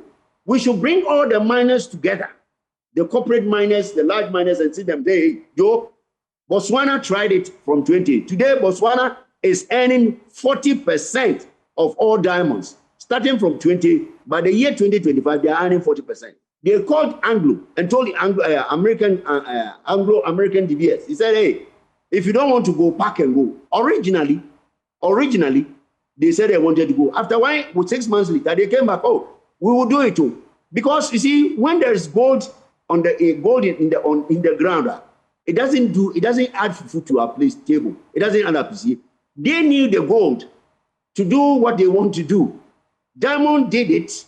Botswana did it. They have achieved it. So let our leaders, I have said it, and I think the former Chief Justice, Lord, the ladyship, Mrs. Sophia Akufo. He has said the same thing I've been saying, and I always want tribute to her. He said that why can't we go to Botswana and begin to negotiate? Today, our brother sitting at the top, our good brother, that is my good friend, Ibrahim Tuari. Go and see how much gold, after kicking those people who came in. Now, last year, he made $18 billion worth of gold. Now, see the development, my brother in Burkina Faso, you have a chance, go there and see. They are constructing roads, they are building houses, they are doing irrigation, and we sit here, and somebody come and sit here.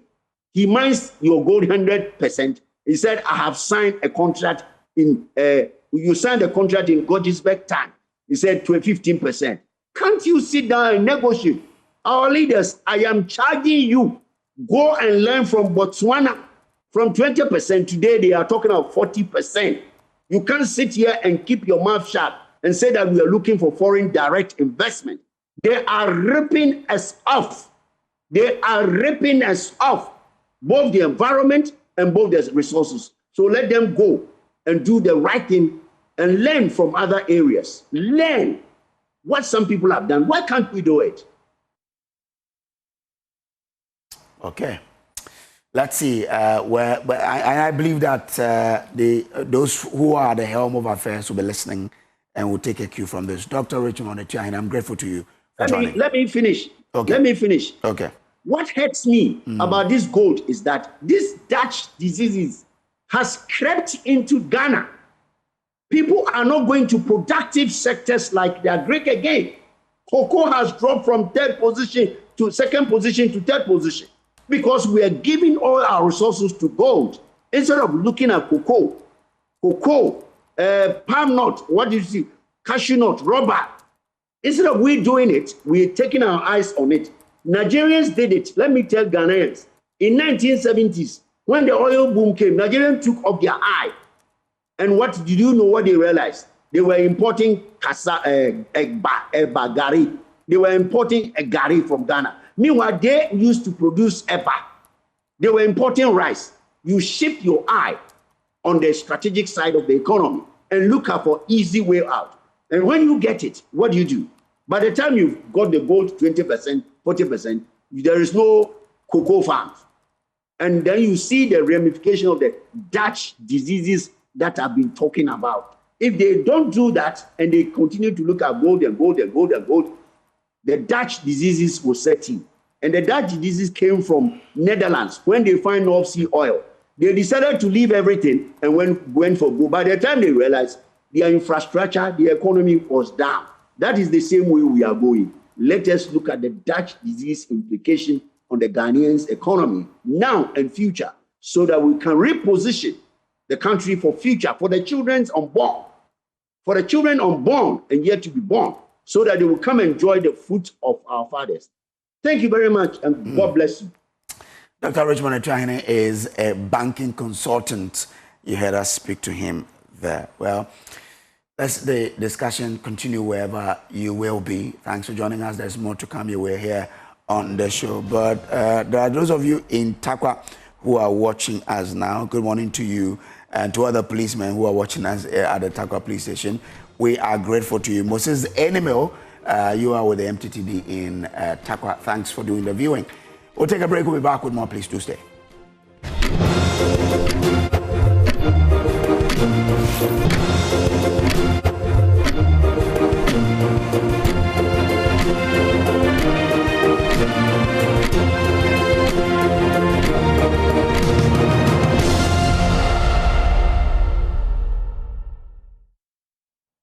You're watching the AM show. Thank you for staying. And tomorrow, something exciting is happening exactly at 2 p.m. And I'm excited that you'd be part of this. Why? Because by the time we ended the conversation, you know how exactly you can be part of it. Now, our friends from the Ghana Institute of Engineering have just joined us and they'll be telling us exactly what that is happening. When I saw it, I was quite fascinated. I said, engineering, ADR facility. I'm just wondering, but they're here. So let me just tell you who we have in studio. We've got Engineer Michael Dede, Engineer Prince Osisi Adan, and they are members of the Alternative Dispute Resolution Working Group of the Ghana Institute of Engineering. Thank you, gentlemen, for joining us. Two engineers, thank you for joining us. First of all, I am just wondering, because when I think about engineering, I just think about something that you create, manufacture. Then I see that you're just about to launch a facility for alternative dispute resolution and as well an e-library center as well. But I'm more fascinated about the ADR. Tell me about it. Okay. So ADR simply stands for Alternative Dispute Resolution. And if you look at any developing country, or for that matter, any country at all, the biggest of your investments go into infrastructure and works of engineering. Look around the world. So, and if you are not able to resolve engineering disputes quickly, you lose money. And if you go to our courts today, there are a lot of cases bordering on engineering works between private individuals, between the country itself and contractors and issues going on. And then when these things are not resolved quickly, the money you've sunk into that project may be lost forever. What the Ghana Institute of Engineering has thought through is how can we help resolve these issues quickly? Because as an association, our work is to protect the practice within the country as much as we can. So the institution thought that it would be appropriate to set up an alternative dispute resolution because the courts themselves and our justice has advocated for it, where you have the expertise to quickly deal with these issues so that the nation and people don't lose money. So that's the whole idea behind this. It was mooted a few years ago, and the leadership has picked it up. And finally, we have the ADR center being set up, and tomorrow we'll launch that center. Right, we'll get into the launch and who represents and all, how people can even be part. But you have my attention on the fact that, you know, when people go to court and then they offer the option of an alternative dispute resolution, it will be that it will go through the process. For this facility, will it mimic all of the process and the procedures that a dispute resolution, an alternative one, will go through? And by the time you're done, will the findings be binding? It will mimic exactly what, if you went to court, they would have instructed or directed you to do, which is what it will be. Exactly the same process. But we are doing it because we want to focus on a lot more of engineering service, but it's open to the public. Because it could also be individuals who's contracted someone to do a job for them. It could be an engineering work or engineering service. So when you have such a dispute, you are better off coming to a center where the people there are resourced, have better understanding of the situation, and can help you speedily resolve the issue at a lower cost. And where, at the end of the day, you don't go into that system where adversarial position, because when you go to court, it's adversarial. So you have a case where everybody walks out of court and they're angry at each other. But when you go through the ADR system, luckily you can go through a system where when you are even finished with resolving the issue, you can all go back to work and get... It will be a bit inquisitorial then. All right. And the other bit is on the binding nature, it will depend on the route being taken. If it's mediation, then the party is still binding on them. But if it's arbitration, it's final. And the only way you can bring in the court is under certain key provisions. Right. So it's still, as you said, it mimics what happens into an alternative dispute resolution, even connected to the court and practice anywhere in the world. But looking at the center, I will pick it up on opening up to other commercial disputes. Okay. Because apart from the engineering we do, there are other commercial disputes that could come, that goes to our courts. There's an opportunity for them to present it to the center for it to be adjudicated upon.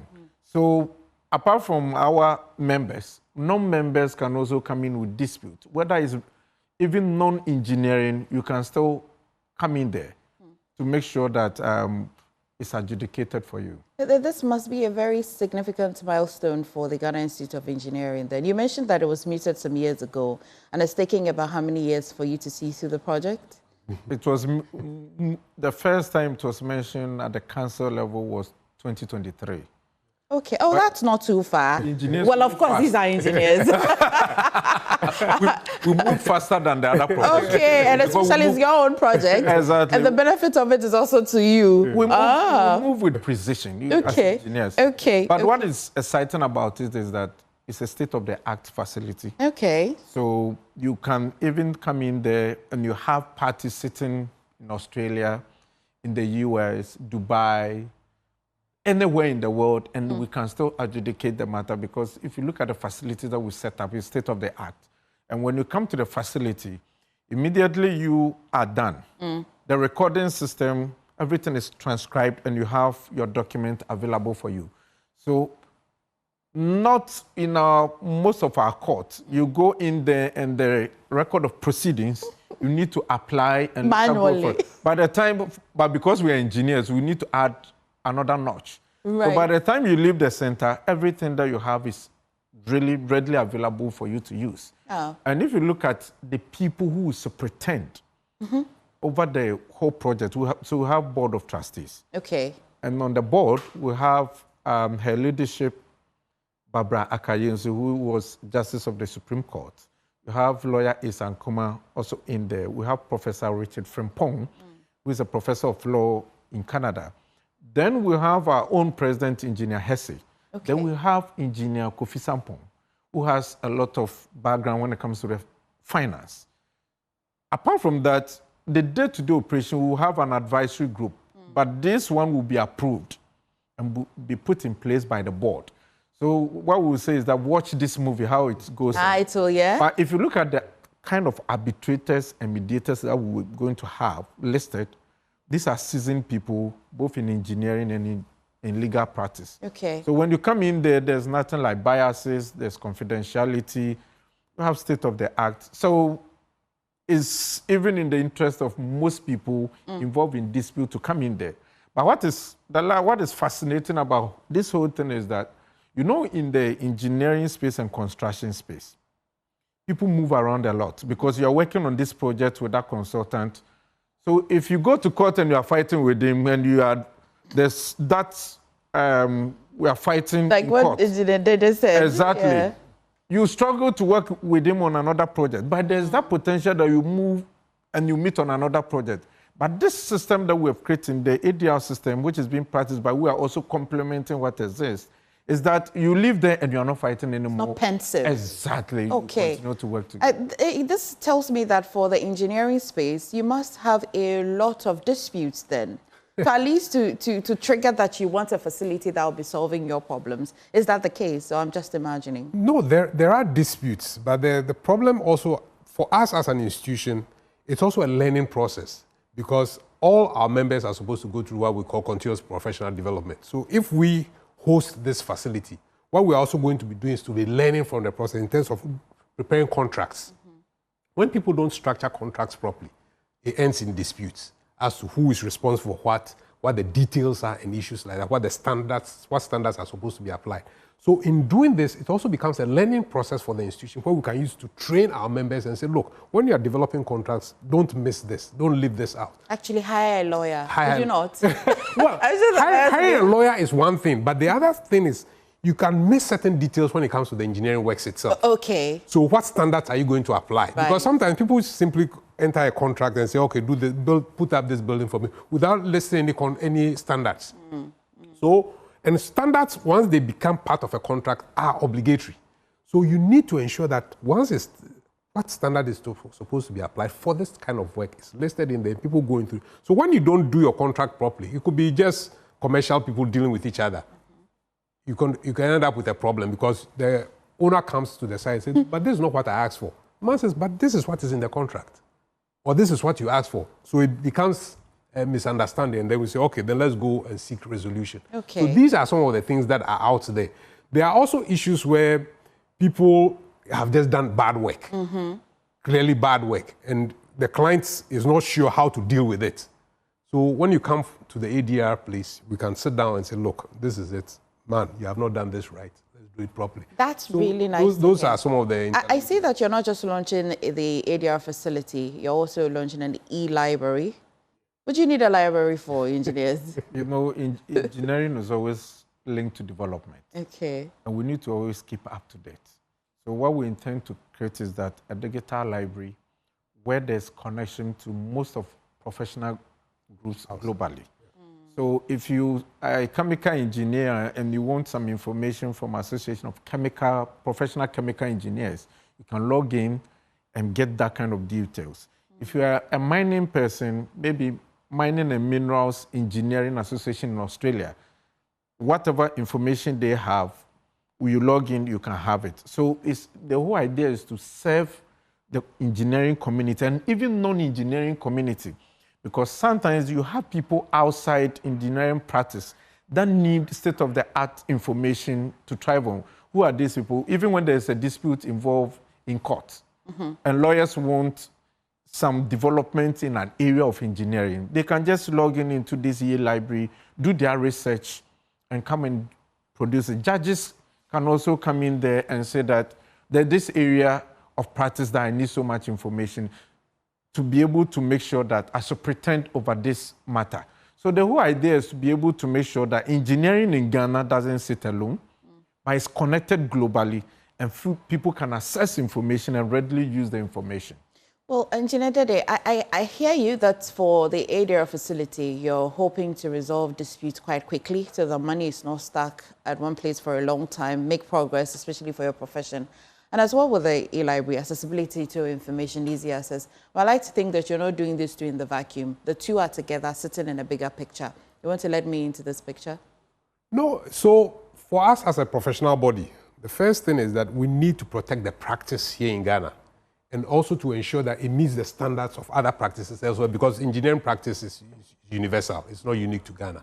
So the link between the library and the ADR is to make sure it's part of our work as an institution to protect engineering practice, to serve the people of Ghana. Right. Because if we don't practice properly, Ghana loses money.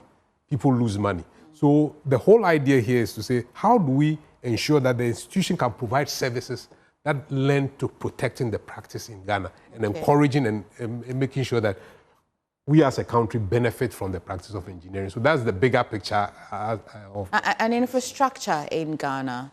Would I now look at this ADR facility and say, that's the one the engineers really built it themselves, power, is contributed to the infrastructure of Ghana. Is this something that you're looking at? Yes, so like Prince has said, if you come to the facility tomorrow and see it for yourself, you know that, look, these are the engineers are putting in... Are showing off. They are showing very simple. We are telling a story. How engineering should work. Should look and work. Exactly. Okay. You mentioned that for the e-library as well, I hear you say that you can have... people can have access to it. First hand, I like to think the engineers in Ghana, but as well, anybody at all, even if you're not an engineer, can have access to it? Once you need information, resource information on engineering practice or anything, some journal you want to access, anything like that. Once you come in there, we can... Is there a fee when I access it? Yeah, there will be subscription fee to make sure that it's properly maintained.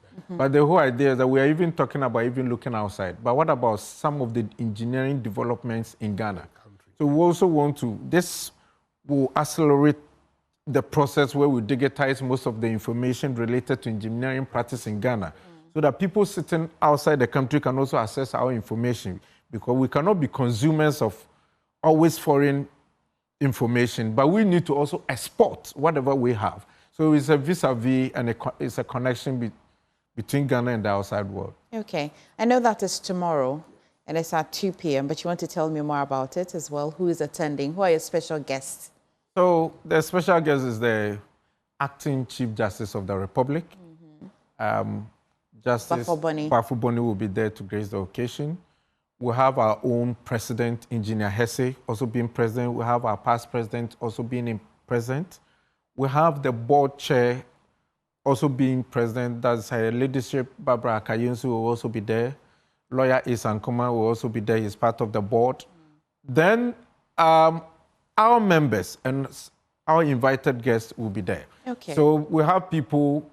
One group that we also need to, they will be there because they work closely with us when it comes to the implementation, is Ghana ADR Hub, led by lawyer Michael Janousu. Okay. Because they were actually our consultants to put this project up, and they did a fantastic job. So they will also be there. Okay. So we have other members. Our own lawyer, Bobby Banson, will also be there because he's also been supportive of the process. So, okay. Well, where is this happening, in the venue? The Engineer Center at Roman Ridge. We know we want to always play within the ridges. So Roman Ridge, out the Engineer Center, that's where it will be happening. And there's one other person. We have the Federation of African Engineering Organizations. The president of the African Federation of Engineering Organizations will also be present as well to witness the launching of the program. Okay, so to register, I see that they can scan, but how a person cannot just walk in tomorrow. They must register to be part of it. Is that what it is? That is okay, correct. so is there a website? Is there anywhere they can go? We can invite them to go to at least scan and be part of the event tomorrow. So the flyer we have, when you scan, it gives you all the access to be able to register and come in. Because of, we'd have wished the whole of Ghana would be present. But if you look at the facility, in terms of containment and the health and safety provisions, to not allow that. We'll bring you to the ADR yourself to settle this matter. So that's why we've decided to scale it down to make sure the people who come in there are safe and also they are well contained and well looked after. Engineer, the final words, at least, and invitations. No, I just think that we would like the general public to be supportive of this idea and to explore the ADR concept that is being advocated, because if we, as a country, continue on the legal path where we are, everything is adversarial, it doesn't help resolve issues very well. We end up being torn apart as a people. So I would want people to look more at the ADR avenues that are open to us in resolving issues. Thank you so much, both engineers. I think this is an exciting way to want to resolve disputes in your own industry and even opening it up for others as well. Have a good one tomorrow when you do launch. Do you have something to say? Oh, the last one is that people involved in infrastructure projects, the center has a set of rules. So in selecting your dispute resolution clause, it would be good to use the center and our rules to be able to insert it into the dispute resolution clause for most infrastructure agreements. Okay. Okay, that's some nice consultation you just had for free. But this is the AM show. Stay with me. When we return, you'll have your say. A lot of things happening in the country and in the news as well. We've been reviewing a number of them. You want to stay with us, you'll phone in, and then you shall share your say as well.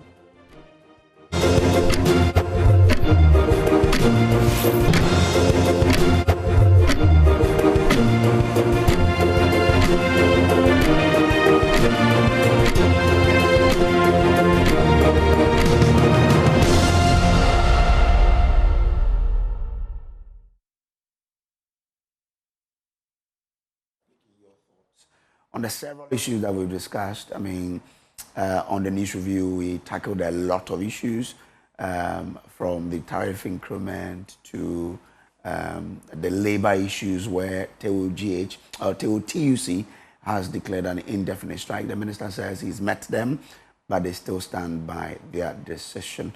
To the interaction on Ghana's decision or the BOG's decision to hedge gold, all of those discussions, you can have your thoughts on them. Call us 03-0221-1691. Of course, call us 03-02-211-691. Have your say. So much electricity tariff you're going to pay anyway. You just have to start loading your wallet. That's one. And of course, Justice Baffoe-Bonnie as well nominated, set for vetting, and then will be the Chief Justice of the country. While at that, you also know that the Attorney General has also filed that the application review by the former Chief Justice, Supreme Court Judge, as well be stayed off at the High Court, and we head straight to the Supreme Court for an interpretation. What would you like to share your thoughts on? Let's go to Kumasi and engage Eric. Eric, good morning and thank you for calling. Welcome. Yeah, I mean, you've said a lot this morning, and we are grateful for the news you always serve us. And MFA, please, you have to join the Ghana most beautiful contest. Please, we will vote for you. We are ready to vote for you. So please do well and join. Before that, let me see. Hey, Bossu. What do you call this? The mining license method out. Let me properly read it out so that we can all be abreast. On your own news that are written from 1988 to 2008, we have 34 licenses given out by the then president. And then from 2009 to 2016, we had 369 licenses given out. Then we moved from 2017 to 2025. We have a grouping of 2,159 licenses given out. And within 8 months, we have the same people who gave out 2,161 licenses, demonstrating and calling the person to be able to solve their own mess they created. But that is fine. I think we voted for President Mahama to solve the problem. But let us measure it. As we create the problem, if we give room for the person to solve it, we all know that this Palestine issue has nothing to do with BS. We know the people who did this. So please, let us help the government and stop the, the propaganda and the politics out of it. It is a national crisis. In my own house, if I open the tap, there's this yellow water coming out. It has nothing to do with NDC, NPP. Right. So let's take the politics out. But we know cause all this problem. Thank you so much. Thank you so much, Eric. Very well said. Shall we go to Amasama? Well, okay, let's go to Amasama. Hi, Evo. What do you have to say this morning? About the Galamsey, as you are saying, you see, they are saying we should Mahama should declare emergency. After the emergency, what happened? You see, Nanado declared emergency. But after we went back, so we should know what to do. The solutions we should do so that we can solve this problem. But if the measure is going to be there forever, but always we will lift it back again. So what after lifting it, what else do we have to do? So we should plan about how to do than to say we are going to do what emergency. You see, I think that is the better way to do. We thank you very much too. Thank you. Joy FM, you should know by all means, Nanadu is gone and NDP is gone. They are not coming back again, no matter what happens. They are not coming. Thank you. Thank you for calling us this morning. Let's engage Boache as well. You're calling us from Aguna? Yes. Hi, good morning, and thanks for calling us. Which of the Agunas? You have to explain. Which of the Agunas, though? Yes. Come again? Asante Aguna. Okay. Right, please proceed. The major problem we have in this country, is the general, you people. You see, the critical attitude of journalists in this country, major problem, the fight against the law. You don't, but you always do your passion and make that problem and watch the journal. The fact of skill with why you. That is the question you always, and it is not. You see. Yeah, unfortunately, we have to let you go. Sorry, your line was quite bad. Yes. Yeah. The rain is not quite kind to us. Do we have another caller? 0302 211 691 0302 211 691. I'll understand if you're unable to get through because the network is quite poor this morning. But let's talk to Abdul. Abdul, where are you calling from and what do you have in mind? Yes, this is Abdul Ganiu Mankaro calling you from Sabata region, Toboya Mankaro.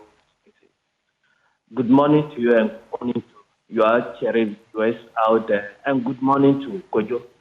This morning, you people are looking so beautiful. The issue of galamsey in this country, you see, NDC has made a lot of promises during their opposition days. They told us that 190 days they will declare a state of emergency. John Dramani Mahama, then flag bearer of NDC, said it. Today, what are we seeing? NDC's executives are involved in galamsey. NDC, some of their members of parliament are involved in galamsey. Right. Some of their party business people are involved in galamsey. That is not the best. But let me just conclude here. The issue of our, you see, we MP, we will not put any trust in the man. We will only tell him as Chief Justice, but not the Chief Justice of this country. Because John Dramani Mahama has said that he should come and do the bidding of NDC, but not the people of this country. So we will declare him as the Chief Justice of NDC and John Dramani Mahama, but not the state or not the nation. Right. Abdul, thank you so much for calling and sharing your thoughts. What a way to wrap the calls. We have Jesus calling from Ketekrachi. Yeah, you are right. My name is Jesus from Ketekrachi. Right. You see, it's about galamsey. I have one of our friends. They are doing galamsey at the midnight. Like 12 o'clock, 1 o'clock at the midnight. Which is very painful. So concerned about the galamsey issue, John Mahama can fight, but it takes some time before they come. My age,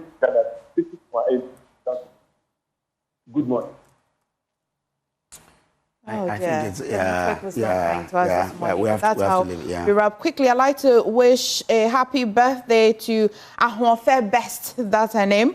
Atuahene Best, your uncle says that you're not just my niece, but you're a special gift. Happy birthday to you. This is from your uncle, Foster. Happy birthday to you, Atuahene Best. But you, a special big thank you to you for staying all through till now. One of the best installments so far. We definitely will come your way tomorrow again with another breakfast on the AM show, Kujo. Well, up next is News Desk. So do stay tuned and enjoy the rest of our shows.